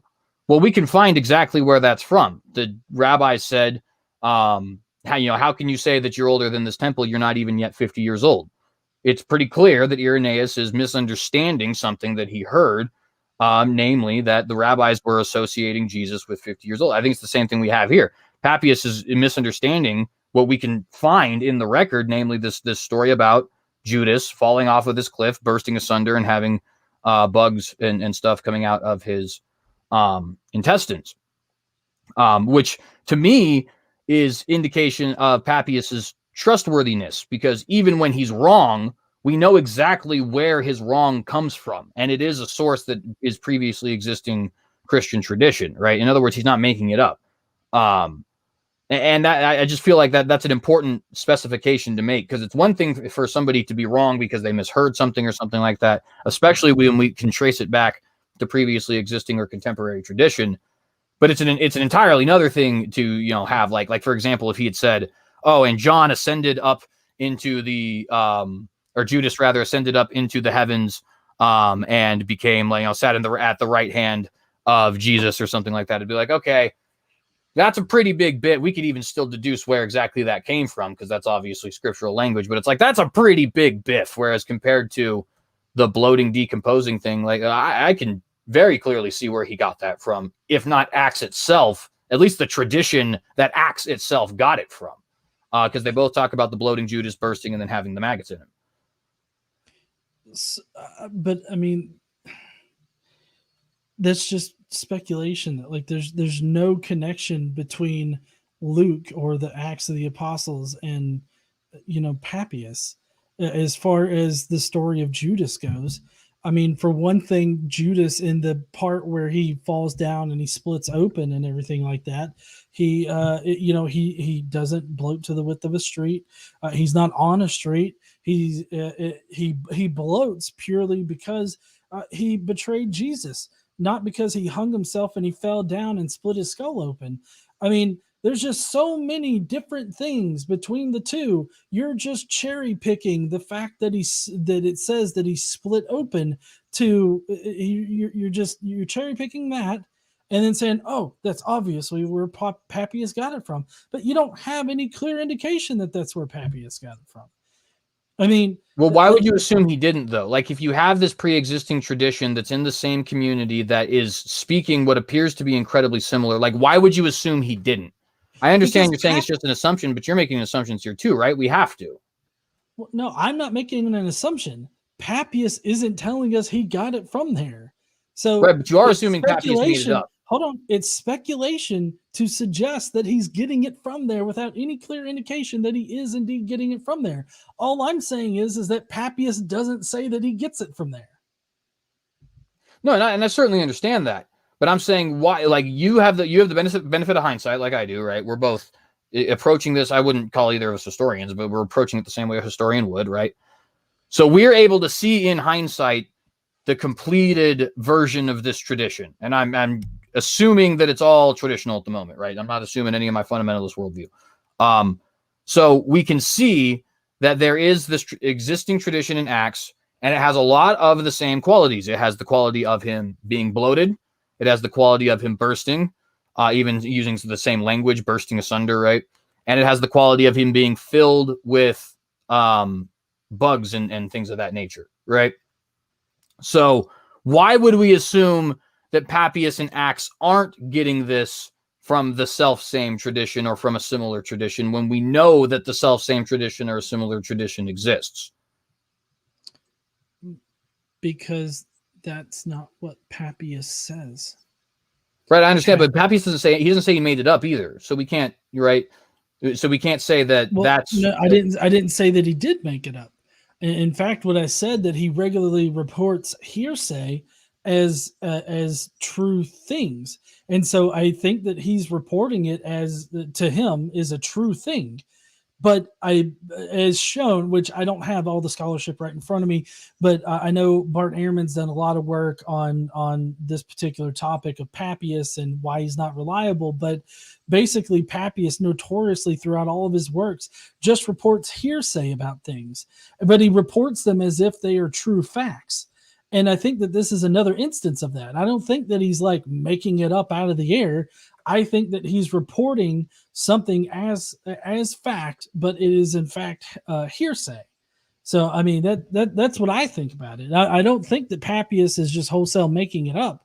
I'm using Papias's other places where Papias references hearsay, and it reports it as a true fact. I mean, he's got a pattern of doing this. And so this is just following the pattern. The evidence that he would be doing this is the pattern of him doing it. And so we have, just to let everybody know, we have hit we're actually 7 minutes past the 2 hour mark. I do want to go ahead and let it rest there.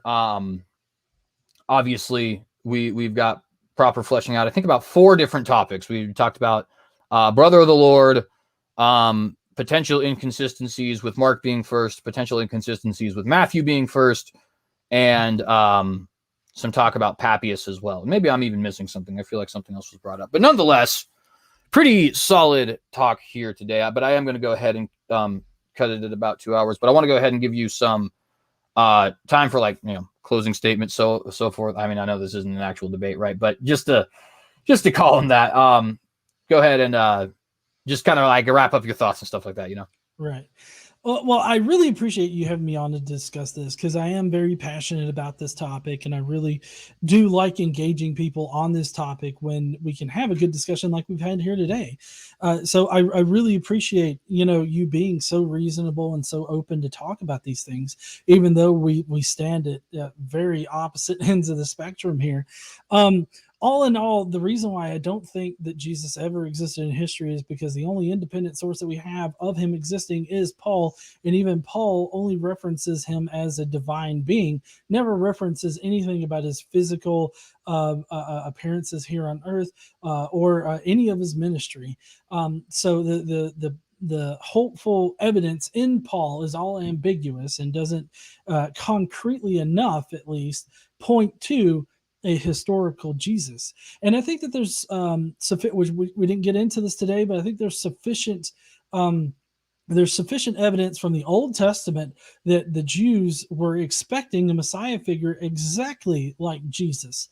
And that because this Messiah figure didn't magically show up one day, they started searching the Gospels, or not Gospels, but searching the Old Testament scripture and looking for what qualities this Messiah would have. What would he be named? What would he be called? And what are things that he would do? And so they started, combing the Old Testament, and they came up with a very plausible theology.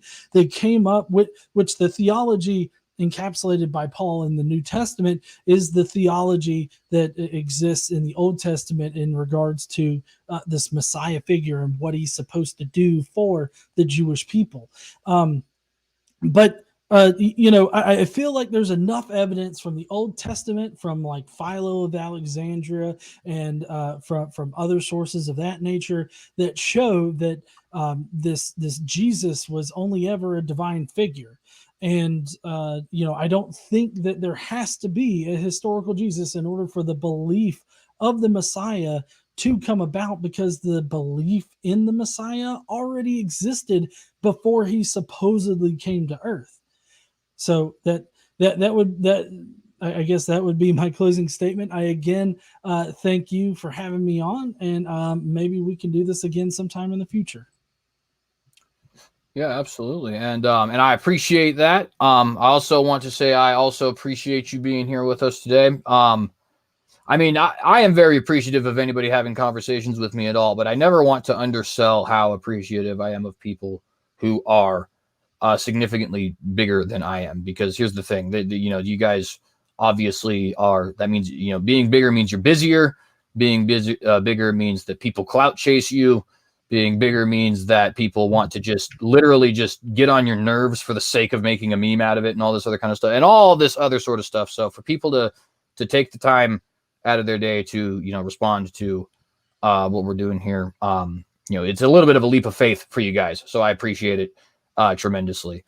I guess that was somewhat of a pun. I didn't mean that. But nonetheless, I really do appreciate it. I am not going to personally give a closing statement myself, because obviously this is my channel. Y'all know what I'm about, and you'll be able to see both before and after everything here. If you're only just tuning in, we had a great conversation. I think personally that this is absolutely something that we could set up again in the future, regardless of what channel we're on. So yeah, if you're interested, I'm absolutely interested as well. And for what it's worth, you were an absolute pleasure to speak to. So. Thank you. I feel like a lot of people either are scared to talk to me, or they think that I'm low-hanging fruit or something like that. So they just, totally ignore me. So, hey, I'm just as happy to be, I guess recognized by anybody. Absolutely. And I appreciate that too. To be fair, I did talk to Dr. Richard Carrier before Godless Engineer. So if you want to get technical, I had to be a little bit more, up there, I guess, to speak with you than to the experts themselves. So that's obviously a joke, but nonetheless, it was great. I want to just remind you guys before we leave, please share if you like this content. Get this out to the social media platforms which you frequent. You can follow me on those social media platforms. I'm on basically all of them. Just look up the Synagogue. You'll be able to find me on Facebook, Twitter, mine's Parler Gab. Various levels of using each of them. But to be honest, if you follow one, you follow all of them. I just kind of post the same content over and over again. So nonetheless, also I want to remind you guys, if you are interested in supporting this work, you can, of course, help us through Patreon. If you are not feeling that this is career level of work, don't even bother with it. I want to earn your money. I don't want you to just give it to me. So there's obviously that there. And then I want to remind you guys, in the future, tomorrow, we got a conversation with Dr. Hugh Ross of Reasons to Believe. A week from then, we got a conversation with Chris Date of Rethinking Hell. Going to be talking physicalism and dualism. And then September the 2nd, we'll be talking with Pastor Phil Fox on Christianity in the Native American context. So a lot of interesting shows coming here in the future, guys. That's everything that we have for today. I appreciate you guys tremendously. And if the Lord tarries and wills, we will see you again soon.